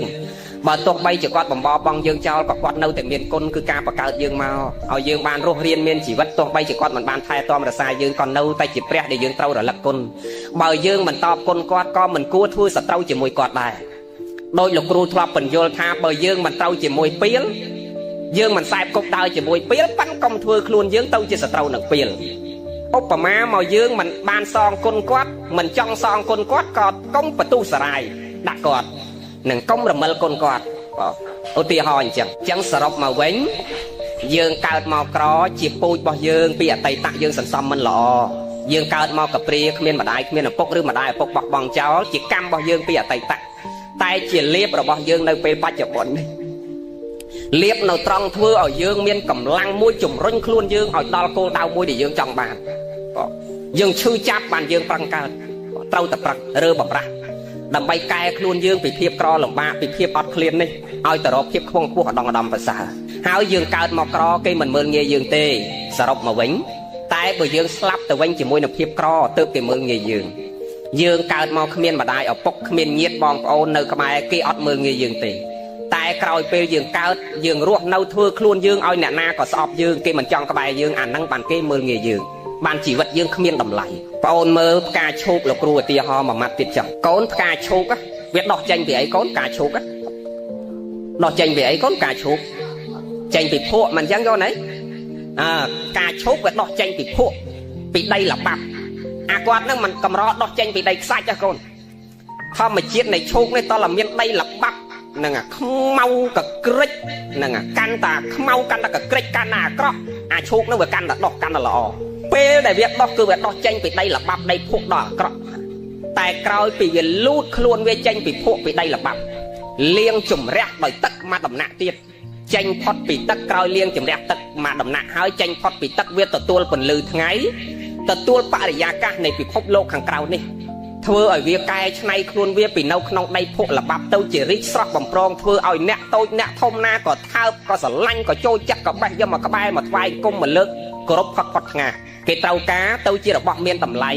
អាចលក់នៅនឹងទីផ្សារមនុស្សណាក៏យកទៅគោរពយកទៅបូជាយកទៅថ្វាយបុគ្គលដែលគួរគោរពគួរបូជាយកទៅជូនព្រះសង្ឃប្រគេនព្រះសង្ឃយកទៅជូនម្ដាយឪពុករបស់គេយកទៅថ្វាយព្រះនិយាយរួមគេយកទៅគោរពបូជាវត្ថុមួយដ៏ល្អប្រសើរដែលស្អាតស្អំដែលគេគិតថាផ្កាឈូកគឺជាផ្កាមួយដែលស្អាតស្អំហើយមុនคลายខ្លួនទៅជាផ្កាដែលស្អាតស្អំតើផ្កាហ្នឹងវាដោះចេញពីស្អីមិញលោកគ្រូនិយាយមិញដោះចេញពីភក់ហ្នឹងហើយណាដោះចេញពីភក់យ៉ាងណាមិញខ្លួនយើងឥឡូវនេះយើងគង់ងើបចេញពីភក់ប៉ិនក្រោយងើបចេញផុតមកយើងត្រូវធ្វើខ្លួនយើងឲ្យមានតម្លៃដូចផ្កាឈូកចឹងណាកូនថ្ងៃអនាគតលោកគ្រូសង្ឃឹមថាខ្លួនយើងគ្រប់គ្នាដូចផ្កាឈូកចឹងទៅណាក៏គេត្រូវការយើងដែរទៅណាក៏គេចង់បានយើងដែរហើយកាលណាយើងធ្វើខ្លួនយើងថ្លៃថ្នូរអ្នកដតីគេស្រឡាញ់គេចង់បានគេចង់ធ្វើជាកូនធរគេចង់ធ្វើជាប្អូនធរគេចង់ធ្វើជាកូនជាចៅជាក្មួយគេចង់លើកប្តីលើកប្រពន្ធកូនប្រសាគេឲ្យពេលដែលយើងប្រឹងញ៉ាំងខ្លួនយើងឲ្យរីកចម្រើនគេអត់ដែលដាក់បន្ទុកលើយើងថាអ្នកឯងកព្រាគ្មានម៉ែគ្មានឪខ្ញុំមិនលើកកូនឲ្យអ្នកឯងទេអ្នកឯងកព្រាអ្នកឯងក្រលំបាកខ្ញុំមិនឲ្យអ្នកឯងធ្វើការក្រុមហ៊ុនខ្ញុំទេមិនមែនទេកាលណាយើងធ្វើខ្លួនយើងឲ្យមានតម្លៃដែលគេត្រូវការយើងអ្នកណាក៏គេចង់បានយើងដែរហើយតែយើងចេះដឹងអ្នកណាក៏គេចង់បានយើងដែរហ្នឹងហើយលោកគ្រូឧទាហរណ៍មួយទៀតដូចដុំថ្មយើងដើរទាត់រាល់ថ្ងៃណាកូនពេលដុំថ្មហ្នឹងនៅអង្គុលកុលកទួតគល់7ដុំថ្មនៅអង្គុល7ហ្នឹងមួយដុំហើយជាងគេអត់តាន់យកទៅធ្វើអីទេយើងនោមដាក់ទៀតនោះហ្នឹងឃើញដុំថ្មហ្នឹងនោមដាក់ទៀតនោះអ្នកខ្លះស្ដោះទឹកមាត់ដាក់ទៀតនោះមានតម្លៃហ៎កូនដុំថ្មដែលនៅអង្គុល7ហ្នឹងមានតម្លៃហ៎កូនប៉ុន្តែក្រោយពេលជាងឬអាដុំថ្មហ្នឹងយកមកឆ្លាក់ទៅជារូបពុទ្ធឬឆ្លាក់ទៅជាចានឬក៏ធ្វើទៅជារបស់អីមួយពេលដែលឆ្លាក់ទៅជារូបពុទ្ធដាក់លក់នៅនឹងទីផ្សារតើដុំថ្មហ្នឹងទៅជារបស់មានតម្លៃទេកូនយ៉ាងណាមិញខ្លួនយើងដូចគ្នាណាកូនបើយើងអត់ចេះប្រើខ្លួនយើងឲ្យត្រូវអត់ចេះឆ្លាក់ចេះច្នៃគូសវាសខ្លួនយើងឲ្យត្រូវទេខួរក្បាលយើងប្រើមិនត្រូវទេគឺយើងដូចដុំថ្មតែបើយើងគូសវាសខ្លួនយើងឲ្យត្រូវដូចថ្មដែលគេឆ្លាក់ទៅជារូបព្រះឬទៅជារបស់អីមួយមិនខុសគ្នាទេប្រភពខាងដើមគឺរបស់នឹងអត់មានតម្លៃតែក្រោយពេលដែលយើងយកវាមកប្រើប្រាស់ក្នុងផ្លូវមួយដែលត្រូវយើងច្នៃយើងគូសយើងវាសយើងមានគំនិតប្រើវាឲ្យទៅជារបស់មានតម្លៃរបស់នោះទៅជារបស់មានតម្លៃយ៉ាងណាមិញសរុបមករឿងយើងជីវិតយើងកើតមកក្នុងសភាពបែបណាក៏ដោយតែក្រោយពេលកើតយើងត្រូវប្រើជីវិតយើងឲ្យត្រូវឆ្លាក់ច្នៃគូសវាសខ្លួនយើងឲ្យត្រូវក្នុងផ្លូវមួយដែលត្រូវធ្វើខ្លួនយើងឲ្យមានតម្លៃទាំងអស់គ្នាណាកូនណាសូមអនុមោទនាក្រលំបាកប៉ុណ្ណាក៏ដោយត្រូវរក្សាភាពថ្លៃថ្នូរក្នុងការរស់នៅរក្សាតម្លៃខ្លួនឯងជានិច្ចឲ្យខ្លួនឯងមានតម្លៃជានិច្ចក្រប៉ុណ្ណាក៏ដោយកុំប្រព្រឹត្តអបាយមុខដាច់ខាតហ្នឹងក្រប៉ុណ្ណាក៏ដោយហើយទោះបីយើងមានបញ្ហាធំប៉ុណ្ណាក៏ដោយ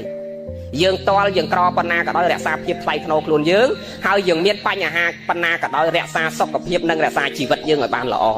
ត្រូវនាំរបស់3មកជាមួយរបស់ទ្រព្យខាងក្រៅដែលយើងនាំមករបស់3នឹងញោមចំណាំថាផ្ទះប៉ុណ្ណាក៏ដោយស័ក្តិសម្ភារៈតិចច្រើនយ៉ាងណាក៏ដោយបើមានអា3នឹងនៅខ្ទមក៏មានសេរីដែរក៏មានសេចក្តីសុខដែរហើយបើកាលណាម្ចាស់គេហជនជាម្ចាស់ផ្ទះទាំងប្តីទាំងប្រពន្ធទាំងម្ដាយទាំងកូនគ្មានអា3នឹងមកជាមួយរបស់ទ្រព្យខាងក្រៅនឹងទេចង់ដេកលើសឡុងលើពូកនិងអាភូមិមួយគ្រឹះធំជាងនឹង20ដងទៀតក៏គ្មានសេរីដែរហើយចង់ដឹងទេអា3នឹងស្អីខ្លះហ្នឹងហើយទី1គឺជនជាម្ចាស់ផ្ទះត្រូវនាំរបស់ទី1គឺមេត្តាមកជាមួយគឺធម៌មេត្តាហ្នឹងត្រូវនាំទៅជាមួយនៅកន្លែងណាក៏ត្រូវនាំអាគាត់នឹងទៅដែរហើយបើអត់មានអាកតនឹងទៅតាមទេគឺអត់បានសេចក្តីសុខទេទី1គឺនាំមិននាំរបស់ចូលហើយចេះនាំចូលមកប៉ុន្តែកុំភ្លេចអា3ហ្នឹងទី1គឺមេត្តាចិត្តមកតាមយើងជានិច្ចហើយទី2ករណាចិត្តទី3សន្តោសៈមនុស្សយើងទៅនៅកណ្ដាលក៏ដោយឲ្យតែមានអាធម៌3នឹងនៅជាមួយខ្លួនយើងគឺយើងមានសេចក្តីសុខមានភាពថ្លៃថ្នូរនិងមានសេរីសួស្តីហើយបើភរិយាប្តីប្រពន្ធបើខ្វះអា3នឹងហើយមិនតែភរិយាប្តីប្រពន្ធទេម្ដាយឪពុកកូនចៅកាលណាខ្វះអាធម៌3នឹងគឺគ្មានសេចក្តីសុខ នឹងទៅនៅតាណាក៏អត់សុខដែរមេត្តាចិត្តគឺមានន័យថាសេចក្តីស្រឡាញ់តូតុនទៅរកគ្នាបើមានតែផ្ទះធំបើអាសេចក្តីស្រឡាញ់អត់មានផងហ្នឹងអត់ដូចកាលពីយើងតំការឲ្យកា60ឆ្នាំមុនផងណាយាយណាញោមកាលយើងតំការឲ្យនៅខ្ទមប៉ុន្តែហូបប្រហុកប្តីអង្គុយទៅសើតែមុខប្រពន្ធស្អាតហើយដល់ឥឡូវលេងដេកវិឡាហើយហូបតែមន់ខ្វៃទាខ្វៃប៉ុន្តែប្តីមើលទៅតែប្រៃជែកហើយអត់ដែរមើលមុខប្រពន្ធផងអាក្តីស្រឡាញ់នឹងវាអត់មានសោះហើយដល់ចឹងចង់នៅលើស្អីក៏វាអត់មានក្តីសុខដែរមិនចឹងញោមចាំផ្ទះត្រូវមានមេត្តាគឺក្តីស្រឡាញ់ចំពោះគ្នានឹងឲ្យកាន់តែទ្វេឡើងផ្ទះកាន់តែធំសេចក្តីស្រឡាញ់ចំពោះគ្នាកាន់តែធំដែរករណាចិត្តគឺសេចក្តីតូតុនហ្នឹងអាណិតសង្គ្រោះលើគ្នានឹងគ្នាកុំឲ្យប្តីប្រពន្ធខុសដៃយកដៃខុសជើងយកជើងពាក្យសម្ដីកាយវិការអរិយាប័ត្រខាងក្រៅហ្នឹងត្រូវដល់ព្រមដោយការគោរពចំពោះគ្នាហ្នឹងកុំឲ្យណប្តីខ្លះកាលដែលនៅជាប្តីមិនតន់ឡើងផ្កាយអត់អីទេបំពេញតួនាទីជាប្តីដល់ពេលឡើងផ្កាយ3ទៅចង់យកអាផ្កាយ3នៅកន្លែងការងារហ្នឹងមកនៅផ្ទះដែរនឹងប្រពន្ធកូនធ្វើម៉េចឲ្យលូនក្រាបតាមផ្កាយនៅខាងក្រៅអាហ្នឹងដែលគេហៅថាខ្វះករណាគឺសេចក្តីអាណិតស្រឡាញ់ចំពោះប្រពន្ធកូនខឹងដៃយកដៃខឹងជើងយកជើងយើងជាភរិយាខ្វះទៅនៅករណាគឺសេចក្តីអាណិតសន្តោសនិងពាក្យសម្ដីកាយវិការអរិយាប័ត្រខ្វះទៅនៅការគោរពអាហ្នឹងអត់មានសេចក្តីសុខដែរôngចំណាំទី3សន្តោសៈធំគឺសេចក្តីសន្តោសសង្គ្រោះលើកលែងអធ្យាស្រ័យមានអីខុសអីត្រូវអីគឺយើងមានធម៌សន្តោសៈហ្នឹងនៅក្នុងខ្លួនយើងជានិច្ចមនុស្សក៏ដោយនឹងឧត្តមភេទក៏ដោយគ្រូបង្រៀននឹងរត់តែត្រូវការធម៌នឹងជាងអ្វីទាំងអស់ម្ដាយឪពុកដែលឃុំក្រងកូននឹងក៏រត់តែត្រូវការធម៌នឹងជាងអ្វីទាំងអស់សរុបដោយខ្លីមនុស្សយើងខ្វះធម៌3នឹងគឺមិនមានសេចក្តីសុខទេនឹងញោមចំណាំប៉ុណ្្នឹងបានណាឥឡូវអារៀនពោលតាមធម៌តាមវិន័យដោយលោកយាយវិសាខាអីគាត់ពោលប៉ុន្តែមិនមានជាភាសាបាលីទេលោកយាយវិសាខាពោលជាភាសាសំស្ក្រឹតសម្ដេចព្រះសង្ឃរាជចូលទញ្ញាណោជួនណាតក្រុមជំនុំបត្រៃ3ដកលោកតសេចងក្រងរៀបរៀងទេបាលីវេនឹងសម័យព្រះគ្មានអ្នកណាគេវេកឋិនទេនឹងអញ្ចឹងបាទក្នុងព្រះវិន័យគេសរសេរថាពោលកឋិនថ្វាយសង្ឃណាពោលសម្ពុតថ្វាយសង្ឃហ្នឹងគឺពោលអញ្ចឹងលោកយាយវិសាខាគ្រាន់តែយកសម្ពុតមកដល់បបិទ្ធលោកម្ចាស់ដ៏ចម្រើនបបិទ្ធព្រះសង្ឃដ៏ចម្រើនគ្រប់ព្រះអង្គអញ្ចឹងទីហោបបិទ្ធព្រះសង្ឃដ៏ចម្រើនគ្រប់ព្រះអង្គសូមព្រះសង្ឃនិងគ្រប់ព្រះអង្គមេត្តាទទួលយកនៅសម្ពុតដើម្បីកិច្ចនៃកឋិននឹងគណៈថាប៉ុណ្ណឹងឲ្យលោកទទួលដោយតន័យភាពគឺអត់បាច់ហើបមាត់ទេគឺនឹកក្នុងចិត្តលោកយាយវិសាខាដឹងតែលោកទទួលឲ្យផ្សាយមេត្តាអិមនីយាទេវតាថ្វាយអង្គមផ្សាយបុណ្យផ្សាយកុសលត្រឡប់មកវិញមកហើយអាធម៌អិមនីយាទេវតាហ្នឹងក៏មិនមែនធម៌ព្រះសម្ដែងដែរហ្នឹង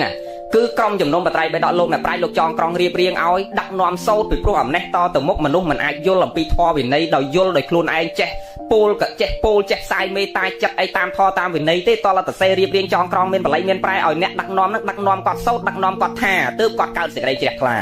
ចឹងហើយបានមានអាចារ្យខ្លះទៅចែករឿងធម៌អ៊ីមេហ្នឹងថាទៀនធូបការភ្ញីគេយកទៅបោផ្ទះមេបោជាព្រះមានទៀនមានធូបការភ្ញីតាមធម៌អ៊ីមេអាធម៌អ៊ីមេហ្នឹងមិនមែនធម៌ព្រះសម្ដែងណាធម៌លោកអ្នកប្រាជ្ញលោកតសេចងក្រងរៀបរៀងឲ្យវាមានពាក្យជួនណែនងទៅអំពីទៀនធូបការភ្ញីប្រែមកទៀនធូបការភ្ញីនោះវាមានពាក្យជួនទៅប៉ុន្តែសម័យព្រះលោកអត់បង្រៀនយើងឲ្យដុតធូបទេ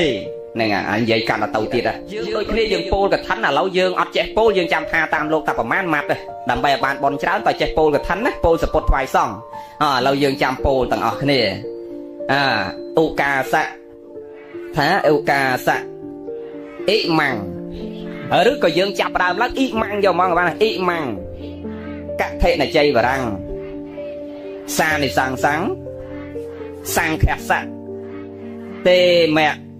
អាទេមៈហ្នឹងប្រែតែប្រកេនប៉មិនបាច់ប្រកេនយើងគ្រាន់តែពោលដោយវាចាតែទេមៈអញ្ចឹងទៅបានមិនបាច់លើកប្រកេនទៀតទេពោលអ៊ីម៉ាំងកថេនជ័យវរាំងសានិសង្សੰសង្ឃសៈទេមៈទុរិយំពេតរិយំពេ3ដងហើយបើមិនចង់ថាបើមិនចង់ខ្លីអញ្ចឹងយើងថា3ដងទៅអ៊ីម៉ាំងកថេនជ័យវរាំងសានិសង្សੰសង្ឃសៈទេមៈបបិទ្ធលោកម្ចាស់ដ៏ចម្រើនសូមលោកម្ចាស់ដ៏ចម្រើនគ្រប់ព្រះអង្គមេត្តាទទួលយកនៅសម្ពុតដើម្បីកិច្ចនៃកឋិនហ្នឹងសានិសង្សੰគេចង់និយាយអំពីអានិសង្ឃដែលភិក្ខុលោកក្រាលក្រមសម្ពុតនឹងកើតឡើងសម្រាប់ភិក្ខុទទួលក្រាលក្រមពីព្រោះបុណ្យនឹងបុណ្យអនុគ្រោះដល់លោកឲ្យលោកអាចទទួលអានិសង្ឃ5រួចពីអាបត្តិតូចខ្លះហើយនិយាយចេះវែងទៀតអាហ្នឹងគ្រាន់តែចឹងយើងដឹងពីរបៀបពោលកឋិនប៉ុណ្ណឹងទៅសង្ឃទទួលហើយគឺចប់ហើយផ្នែកយើងគឺដឹងតែបានអានិសង្ឃពេញណាញោមអនុមោទនានឹងហើយអានិសង្ឃរបស់យើងគឺអត់កំណត់ទេអាស្រ័យលើចិត្តរបស់យើងជ្រះថ្លាកាលណាញោមជ្រះថ្លាខ្លាំងបុណ្យបានខ្លាំងបើជ្រះថ្លាតិចគឺបានបុណ្យតិច ចឹងញោមចំណាំថាកថាកំណត់អត់បានទេមិនតែបនកថានេះបនអីក៏ដោយញោមចំណាំថាដែលលោកទេសនាតាបាន4បាន5ហ្នឹងអាហ្នឹងលោកអ្នកប្រាជ្ញលោកចងក្រងរៀបសភៅតូចតូចដោយប្រជុំមិនបញ្ញប្រវត្តិប្រជុំកងធរនិងសត្រាស្រឹករឹតអាកាពីតូចតូចដែលលោកបញ្ជាក់ឡើងដើម្បីញ៉ាំងចិត្តបរិស័ទឲ្យកើតសេចក្តីជ្រះថ្លាប៉ុន្តែក្នុងកាពី3ដកព្រះអង្គអត់មានបញ្ជាក់ថាបាន4បាន5មានសរូបតាសសន្តានាសវណ្ណតាអីរៀបរាប់ដោយព្រះសង្ឃលោកទេសនាទេគឺលោកគ្រាន់តែបញ្ជាក់ថាបុណ្យកុសលគឺកំណត់មិនបានអាស្រ័យនៅនឹងហត្ថយារបស់យើងជ្រះថ្លា 10% បនបាន 10% ជ្រះថ្លា 20% បនបាន 20% ជ្រះថ្លា 100% បាន 100% ពេញកថាណាក្នុងអវាសមួយបើយើងនិយាយពីវិន័យពីព្រោះបនហ្នឹងគឺជាបនក្នុងគម្ពីរព្រះវិន័យនឹងដែលព្រះអង្គសម្ដែងទុកក្នុងព្រះវិន័យ3ដកដែលមិនមានទានដតីឯណាដែលព្រះអង្គសម្ដែងទុកក្នុងវិន័យ3ដកទេនឹងឃើញវាវិសេសប្លែកទី1គឺប្លែកបាត់នឹងប្លែកពីគេពីឯងគឺប្លែកពីគម្ពីរហ្នឹងគឺប្លែកមួយហើយគម្ពីរប៉ុន្តែបើយើងនិយាយពីលក្ខណៈប្លែកមាន5ប្លែកកាលប្លែកកម្មប្លែកអំពើប្លែកបដិគិអកៈប្លែកអានិសង្ឃនិងប្លែកវត្ថុនឹងអាកម្មហើយអំពើនេះមិននៅជាមួយគ្នាទេនឹងអាប្លែកកាលប្លែកកម្មប្លែកវត្ថុប្លែកបដិគិអកៈប្លែកអានិសង្ឃបើនិយាយពីប្លែកដែលប្រសងលោកអាសាទេសនាហ្នឹងប្លែក5ប៉ុន្តែអាត្មាគិតថាអ្វីដែលប្លែកពិសេសមួយទៀតនោះគឺកាពីហ្នឹងនៃញោមសិក្សាមើលក្នុងវិន័យ3ដកមានកថាទានមួយទេដែលព្រះអង្គសម្ដែងទុកក្នុងវិន័យ3ដកមិនមានទានដតីឯណាដែលព្រះអង្គសម្ដែងទុកក្នុងព្រះវិន័យទេឃើញទេវាប្លែកអញ្ចឹងសរុបមកទានកថាទានជាទានក្នុងព្រះវិន័យចឹងបើយើងនិយាយឲ្យល្អិតក្នុងវិន័យកុំថាឡើយដល់កថាញោមឯងចង់ធ្វើ2ដងមានអាប្រខែសពុតទៅម្ដងហើយចាំឆ្លងកថាម្ដងទៀតដល់ចូលឆ្នាំអីចាំឆ្លងម្ដងទៀតទៅដៃហុយគ្រាន់ដាក់លខោនស្រួលដើរទៅមើលហើយកូនពៅគេមកពីអូស្ត្រាលីខែ4នឹងផងចាំកូនពៅមកធ្វើម្ដងទៀតឆ្លងដាក់លខិនដាក់លខោនដែរទៅបានកូនគេអង្គុយមើលដែរអត់ទេកថាតែខុសកាលធ្វើអត់កើតទេត្រូវកាលក៏ដោយអាវាសហ្នឹងមិនអាចហែសម្ពុតចូល2ដងទេអុកម៉ាតខែពេលខុសគ្នាបើពេលតែមួយអត់អីទេចង់មកចាស់កថា100ក៏អត់អីដែរប៉ុន្តែបើកាលណាភិក្ខុសង្ឃទទួលសពុតនឹងយកមកក្រាលក្រងហើយតែចប់កិច្ចក្រាលក្រងហើយគឺសម្ពុតដតីចូលមកគឺអត់បានទេចូលបានប៉ុន្តែវាទៅជាសម្ពុតចៃវរធម្មតាទៅជាចៃវរៈបច្ច័យទៅជាអានិសង្ឃបច្ច័យ4មិនមែនជាអានិសង្ឃកថាដាក់តលោកនិយាយញោមយើងចង់ហែចូលថ្ងៃណាហែទៅហែកថាថ្ងៃហ្នឹងទៅវត្តហើយហ្នឹងស្អែកឡើងចង់ហែទៅទៀតក៏បានខាន់ស្អែកទៅទៀតក៏បានអត់តទេប៉ុន្តែអាសម្ពុតហ្នឹងវាលែងតកើតជាសម្ពុតកថាភិក្ខុសង្ឃក៏មិនអាចក្រាលក្រងសម្ពុតហ្នឹងទៅជាសម្ពុតកថាដែរក្នុងអាវាសហ្នឹងប៉ុន្តែបើនៅក្នុងកាលនៃកថាហ្នឹងហែទៅអាវាសហ្នឹងតដែរប៉ុន្តែភិក្ខុសង្ឃហ្នឹងបានចែករំលែកទៅអាវាសដតីដែលមិនមានសម្ពុតក្រាលក្រងអាហ្នឹងបានហ្នឹងកិច្ចវិន័យអញ្ចឹងប៉ុន្តែក្នុងអាវាសហ្នឹងអត់អាចហែសម្ពុតទៅ2ដងលោកក៏អត់អាចក្រាលក្រង2ដងដែរអត់អាចទេក្នុងអាវាសមួយក្នុងសីមាមួយនិយាយចេះកុំនិយាយអាវាសពីព្រោះសីមាហ្នឹងគឺសម័យព្រះមិនតែអាវាសទេជួនកាលភិក្ខុសង្ឃលោកចាំភាសានៅក្នុងរុក្ខមូលក្រោមលាងភ្នំក្រោមថ្មអីលោកកំណត់ដែនសីមាខ្លួនលោកអញ្ចឹងទីណាក៏ដោយឲ្យតែសង្ឃសន្មត់សោតកំណត់ដែនសីមានោះទីនោះអាចយកសម្ពុតទៅថ្វាយភិក្ខុសង្ឃថ្វាយហ្នឹងមានន័យថាពោលថ្វាយភិក្ខុសង្ឃដោយមិនចាំបាច់ប្រគេនទេសពុតកថាហ្នឹងហេតុអីបើមិនចាំបាច់កទេប្រគេនពីព្រោះក្នុងវិន័យព្រះលោកសម្ដែងថាសពុតហ្នឹងហាក់បីដូរជាសពុតធ្លាក់ចុះពីណោភាលីគឺសពុតធ្លាក់ពីលើមេឃមកគ្មានអ្នកណាអ្នកប្រគេនទេសពុតហ្នឹងដូចធ្លាក់ចុះពីឋានលើមកអញ្ចឹងណាវាពិសេសអញ្ចឹងភិក្ខុសង្ឃក៏ទទួលត្រេកអរដោយតណ្ហិភាពនៅក្នុងចិត្តមិនចាំបាច់ពោលដោយវាចាទេសម័យព្រះប៉ុន្តែឥឡូវអត់ទេត្រូវពោលដោយវាចាបានប្រសក់ដឹងថាលោកទទួលប៉ុន្តែសម័យព្រះលោកទទួលតែក្នុងចិត្តដោយតណ្ហិភាពដោយមិនចាំបាច់ពោលដោយវាចាដោយឥឡូវទេប៉ុន្តែឥឡូវយើងជាបុគ្គលជនមិនអាចដឹងចិត្តរបស់ព្រះអង្គថាព្រមទទួលអត់ទេបើមកអង្គុយស្ងៀមៗគេអត់ងើបចេញទេអញ្ចឹងតសាធូប3ដងក្រោយយើងពោលហើយបានដឹងថាលោកទទួលហើយនាំគ្នាងើបទៅផ្ទះហើយយាយខ្លះងើបអត់តន់ចេញផុតពីវិហារទេនៅកវែលតាមមាត់បង្អួនចាំមើលលោកយកបោះអញក្រាលក្រោហើយយករបស់យឺអឿនហើយក៏យករបស់យឺសយហ្នឹងមានអញ្ចឹងទៀតអត់ចាំបាច់មើលលបមើលទេលោកចង់យកបោះអឿនទៅចង់យកបោះសយទៅចង់យកបោះតសុំទៅពីព្រោះអាសពុតនឹងលែងទៅជាសយអឿនសុំទៀតហើយវាទៅជារបស់អ្នកណាញោមរបស់សង្ឃហើយមិនមែនរបស់លោកទេហ្នឹងគាត់លោកនោះគឺលោកស្រីអ្នកនាងកញ្ញាឯកឧត្តមលោកជំទាវនេះញាតិញោមច្រឡំពាក្យលោកនឹងទៀតឲ្យប្រើណាសង្ឃអត់អាចប្រើពាក្យថាលោកបានទេ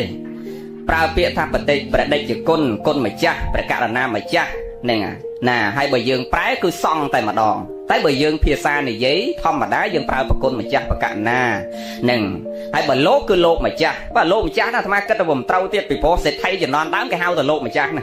ហ្នឹងហើយពាក្យលោកហ្នឹងគេយកមកភ្ជាប់ជាមួយលោកស្រីឯកឧត្តមលោកជំទាវហ្នឹងអាស័ព្ទហ្នឹងគេត្រូវប្រើអញ្ចឹងសម្ដេចជួនណាស់លោកឲ្យប្រើបកណាលោកម្ចាស់ប្រគុណម្ចាស់បកណាម្ចាស់ហ្នឹងអញ្ចឹងហើយបើយើងវេយើងប្រើសង្ឃតែម្ដងពីព្រោះសង្ឃលោកចែកជាពីរសមាធិសង្ឃនិងអរិយសង្ឃហើយយើងធ្វើទានថ្ងៃហ្នឹងដូចគ្នាជាកិច្ចអនុគ្រោះដល់សង្ឃហើយយើងពោលសពុតថ្វាយសង្ឃអារម្មណ៍និងបេះដូងរបស់យើងត្រូវនឹកត្រសង្ឃពីរប្រភេទហ្នឹងណាបានបនច្រើនណាញោមម្ចាស់កឋិនយកសម្ពុតទៅអាចារ្យនាំពោលសពុតកឋិនថ្វាយសង្ឃនឹងអត់មាននឹកថាសង្ឃដេចគុណវត្តអំពរវ័នសត្ថារាមហៅវត្តស្វាយតនន្តនុនហ្នឹងតណាន់ហ្នឹងពេលវេប្រកេនសពុតកឋិនថ្វាយដេចគុណវត្តស្វាយតណាន់ហ្នឹងមែនតនន្តហ្នឹងមែនប៉ុន្តែណែអារម្មណ៍កុំឲ្យនៅជាមួយដេចគុណស្វាយតនន្ត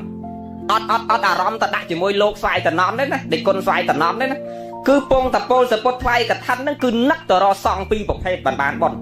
ហើយតែនឹកដេចគុណស្វាយតនន្តហើយអាហ្នឹងទៅជាបារពកលិទានចង់មានប្រមាណអង្គក៏ដោយដែលមិនចាក់ក្នុងព្រះវិន័យចាប់ពី 4-5 អង្គឡើងទៅគេហៅថាសង្ឃប៉ុន្តែអ្វីដែលអាត្មាចង់និយាយថាដើម្បីឲ្យបានបុណ្យច្រើនពីព្រោះជួនកាលសង្ឃក្នុងអារាមកអារាមខហ្នឹងលោកកើតបលិពោតសង្ឃមិនបរិសុទ្ធដល់សង្ឃមិនបរិសុទ្ធចឹងបានព្រះលោកអត់ឲ្យយើងធ្វើទាននឹកទៅរកសង្ឃសំដៅវត្តនេះវត្តនោះដេកគុណនេះដេកគុណនោះឯងគឺឲ្យយើងនឹកទៅរកសង្ឃពីរប្រភេទហ្នឹងគឺនឹកសមាធិសង្ឃបានដល់សង្ឃសពថ្ងៃហ្នឹងទូទាំងពិភពលោកសង្ឃម៉ាឡេស៊ីសង្ឃឥណ្ឌូនេស៊ីសង្ឃថៃសង្ឃភូមាសង្ឃស្រីលង្កាសង្ឃហ្វីលីពីនសង្ឃ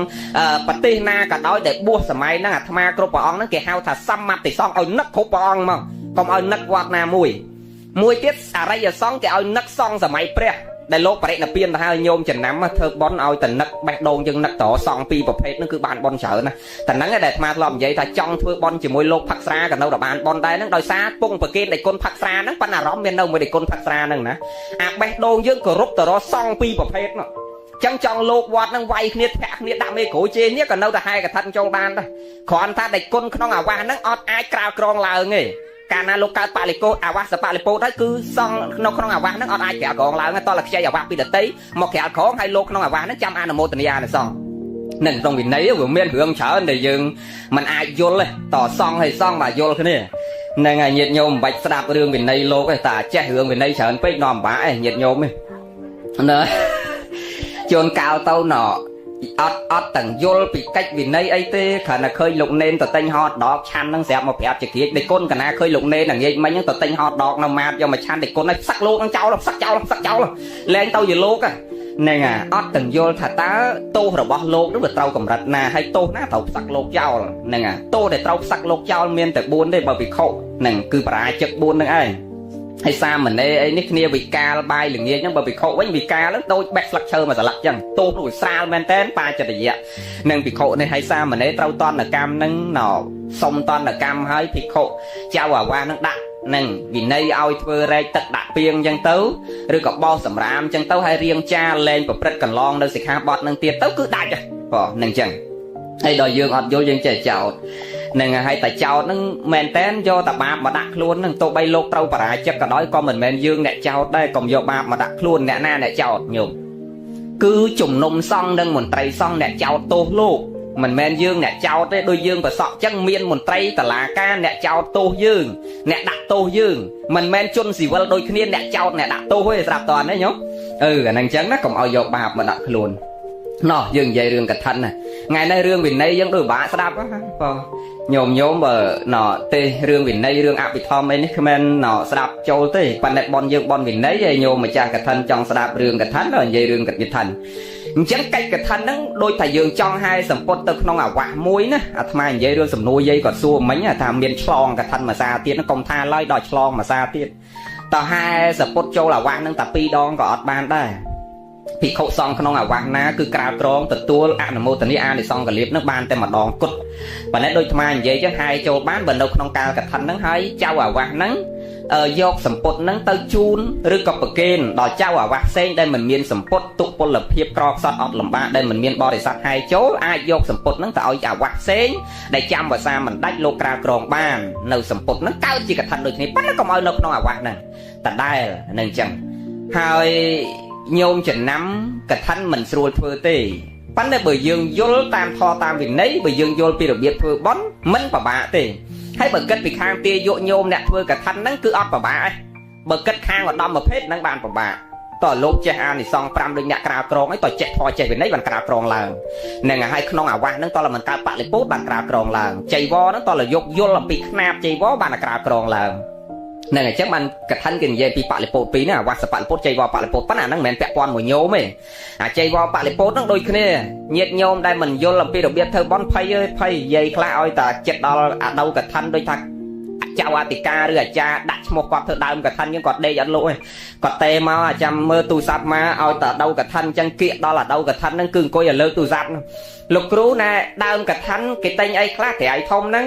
មានអីខ្លះញោមឯងទៅប្រាប់ចិនគេរៀបឲ្យទាំងអស់ហ្នឹងដល់ខ្ជិលឆ្លើយពេកថាអញ្ចឹងទៅប្រាប់ចិនរៀបឲ្យទាំងអស់ហើយបើមិនអញ្ចឹងទេអាសំណួរច្រើនជាងគេគាត់សួរថា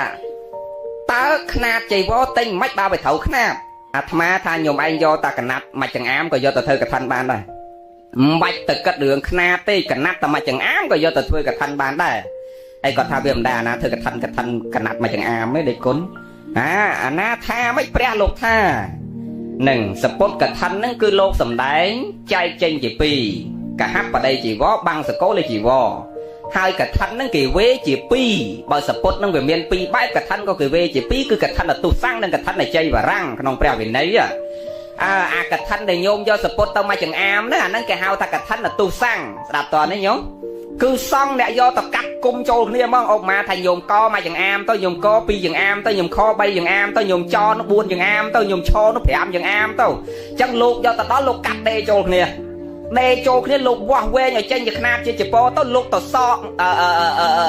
សម្បកឈើហ្នឹងយកមកបុកយកមកស្ងោស្លទៅឲ្យចេញជាពណ៌ហើយលោកចលុកពណ៌នេះសម័យដើមអញ្ចឹងណាញោមលោកអ្នកក្រាលក្រងនឹងពិបាកណាស់ចែកដៃចែកជើងគេយកកណាត់មកហើយនឹងត្រូវយកមកកាត់មកដេមកវាស់មកវែងទៅរកសម្បកឈើយកមកស្លមកដាំមកបុកឲ្យចេញជាពណ៌យកមកចលុកឲ្យចេញជាពណ៌ដាក់បន្ទុកឋានវាកាប់លើកយកមកក្រាលក្រងអញ្ចឹងអាកឋិនដែលថ្មនិយាយថាកណាត់មកចង្អាមយកទៅធ្វើបានមិញហ្នឹងគេហៅថាកឋិនទុសាំងដល់គេពោលកឋិនក៏គេពោលកឋិនទុសាំងដែរណារវល់អីមើលយើងធ្វើកឋិនធ្វើដើមកឋិនហ្នឹងណចេះពោលកឋិនដែរនៅចេះពោលសពុតថ្វាយសងដែរនៅគេពោលថាម៉េច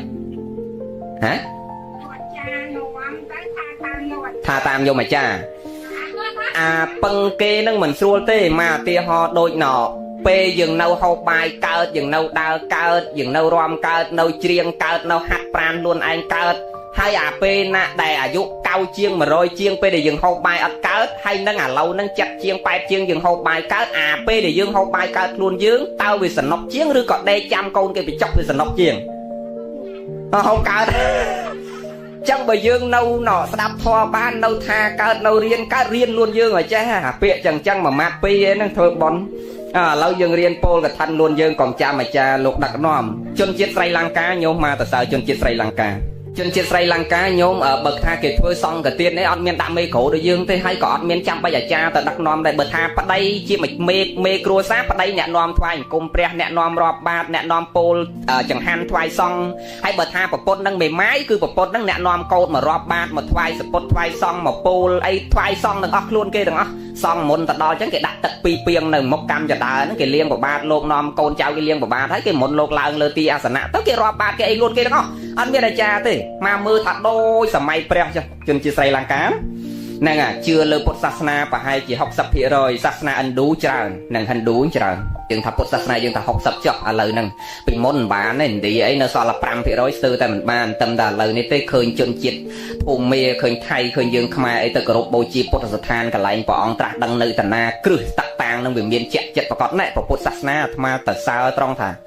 មិនដូចសាសនាដទៃមិនដូចគ្រប់យ៉ាងមិនដូចតាំងពីហេតុនិងផលហ្នឹងហើយណែពេលដែលប្រជុំអន្តរសាសនាម្ដងឆ្នាំ2015គេមកប្រជុំនៅស្រុកខ្មែរយើងនៅទន្លេបាសាក់ឆ្នាំ2015អញ្ចឹងវាដូរគ្រប់ប្រទេសអញ្ចឹង គឺគេលើកប្រធានបទមួយយកមកនិយាយហើយគេចង់ឲ្យអ្នកដឹកនាំសាសនាមួយនឹងលើកពីទ្រឹស្ដីនៃសាសនារបស់ខ្លួនឧបមាថាកាលពីប្រជុំឆ្នាំ2015នៅស្រុកខ្មែរយើងគេលើកពីប្រធានបទអំពីការការពារនិងការជ្រោមជ្រែងកុមារ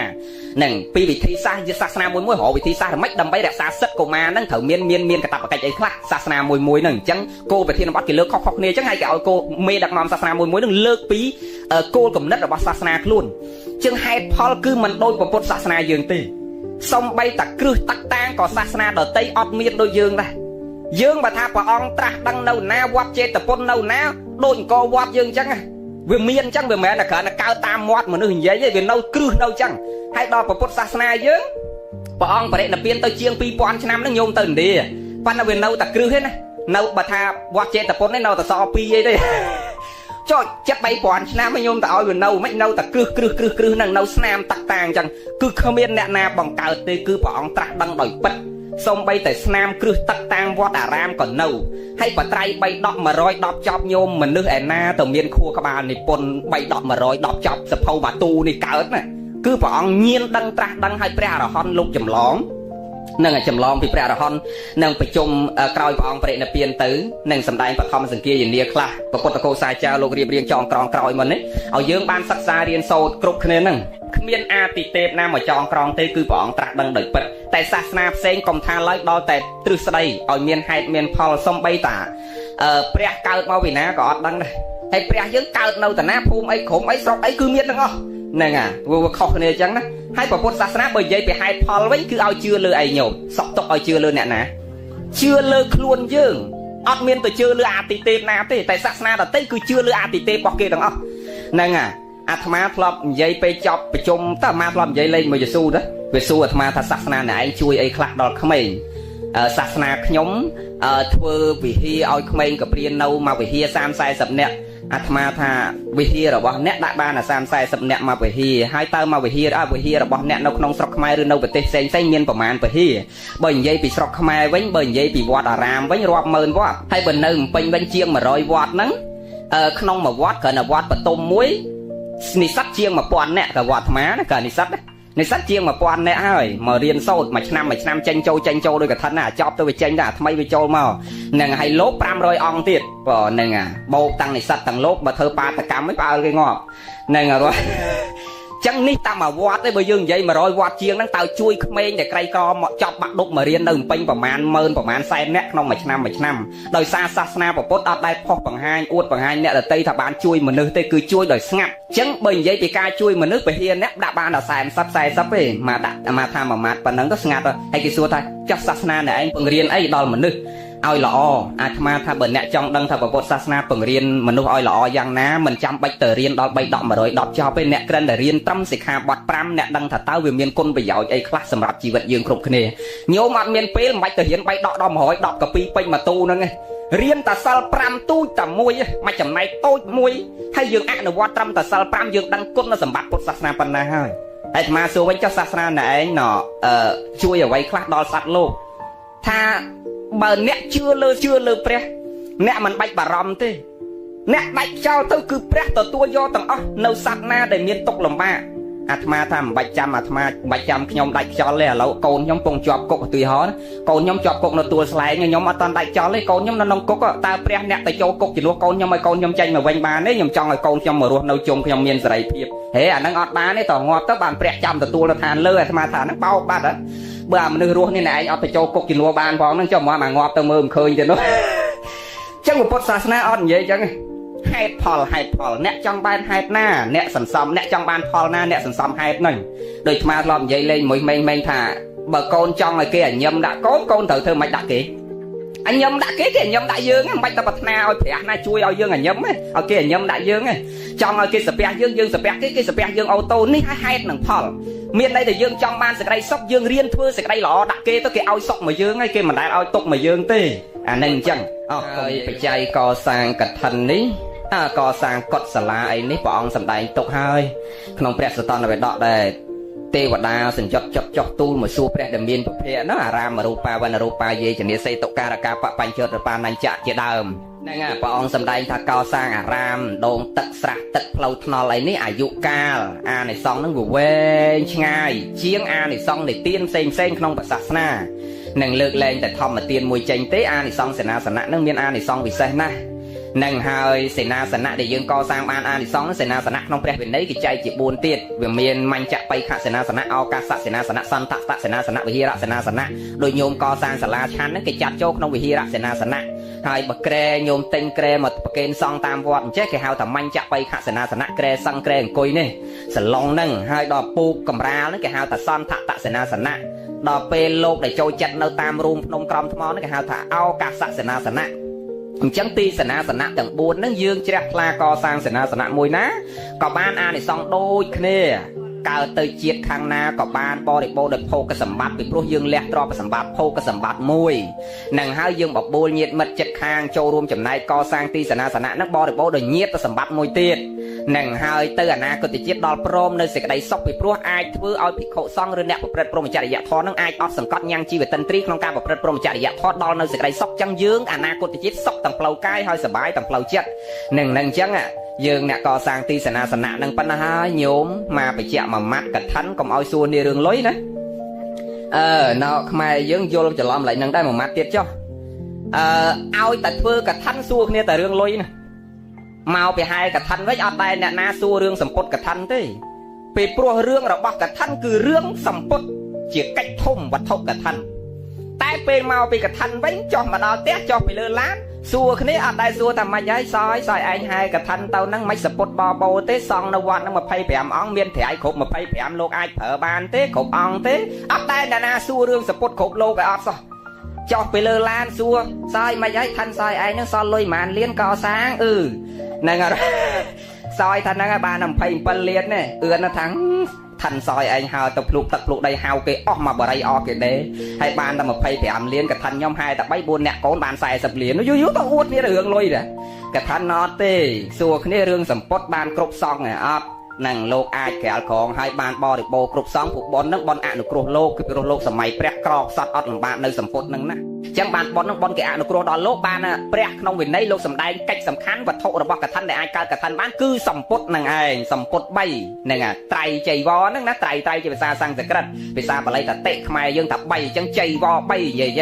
ខេមរៈភាសាបានស្បងមួយចៃវរមួយសង្កដីមួយអញ្ចឹងបានគេនិយាយអំពីវត្ថុរបស់កថាសំខាន់តែ3ហ្នឹងទេអត់មានសំខាន់លុយ$20000ទេណាញោមហ្នឹងបានណាចប់អនុមោទនាជនជាតិស្រីលង្កាមកយល់ថាអ្នកកាន់តែចេះកាន់តែញ៉ាំងខ្លួនឯងទៅកាន់ទីបរមសុខឯខ្មែរយើងកាន់តែចេះកាន់តែទាញខ្លួនឯងទៅអបាយភូមិវិញមកយល់ថាអញ្ចឹងបង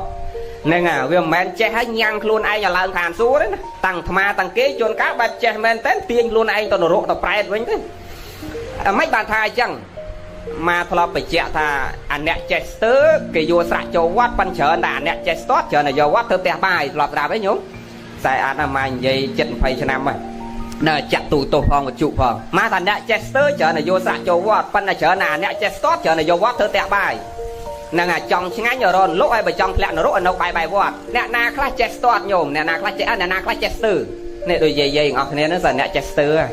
ឲ្យតែបានលហុងមួយផ្លែមិនតាន់នឹកឃើញចោលតៃកានឹកឃើញមានស្រីអាំងមួយហ្នឹងក៏អត់ហ៊ានហូបខ្លួនឯងនេះបេះបោចយកទៅឲ្យចោលតៃកាកូនយំទាមិនកុំឲ្យស៊ីទេ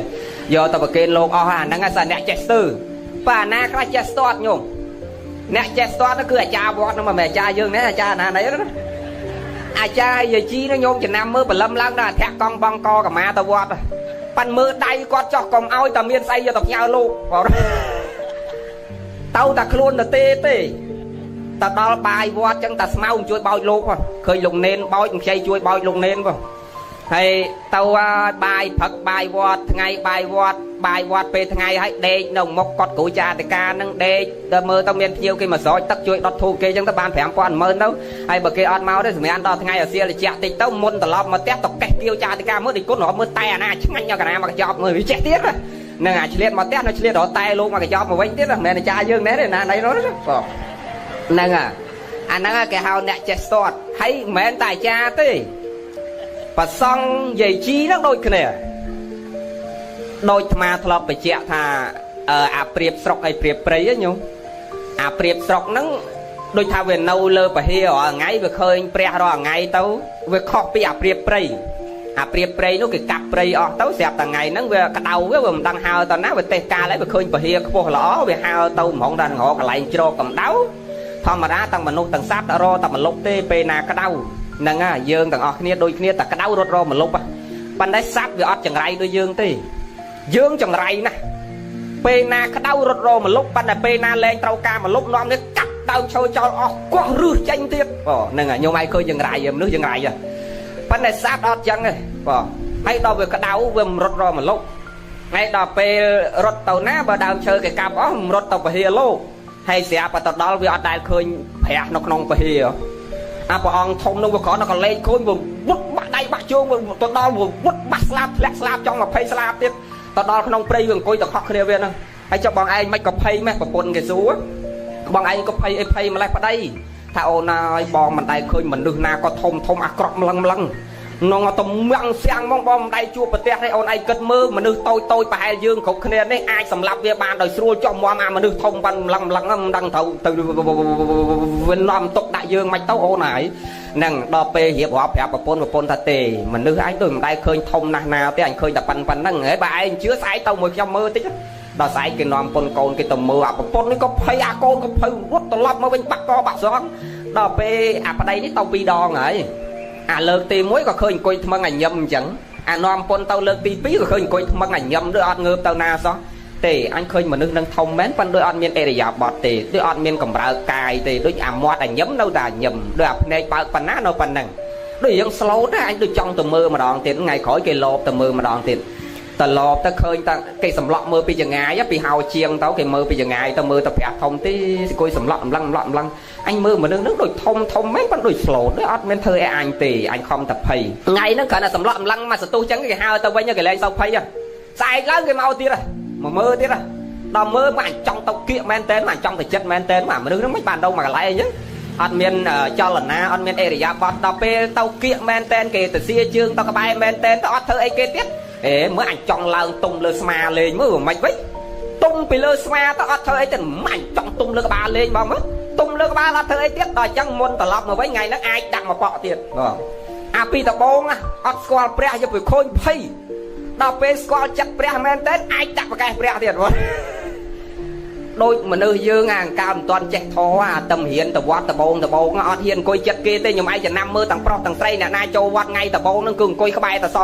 ណែចក្រានលោកឬក៏ក្បែរណែចដើរឡើងអត់ហ៊ាននៅចិត្តគេទេនៅឆ្ងាយដល់ពេលចេះធေါ်បន្តិចទៅចូលរៀងគៀកបន្តិចចេះធေါ်បន្តិចចូលរៀងគៀកបន្តិចដល់យូរឆ្នាំទៅចេះធေါ်មែនតើគេបោះឆ្នោតជាប់ជាអាចារ្យគណៈកម្មការ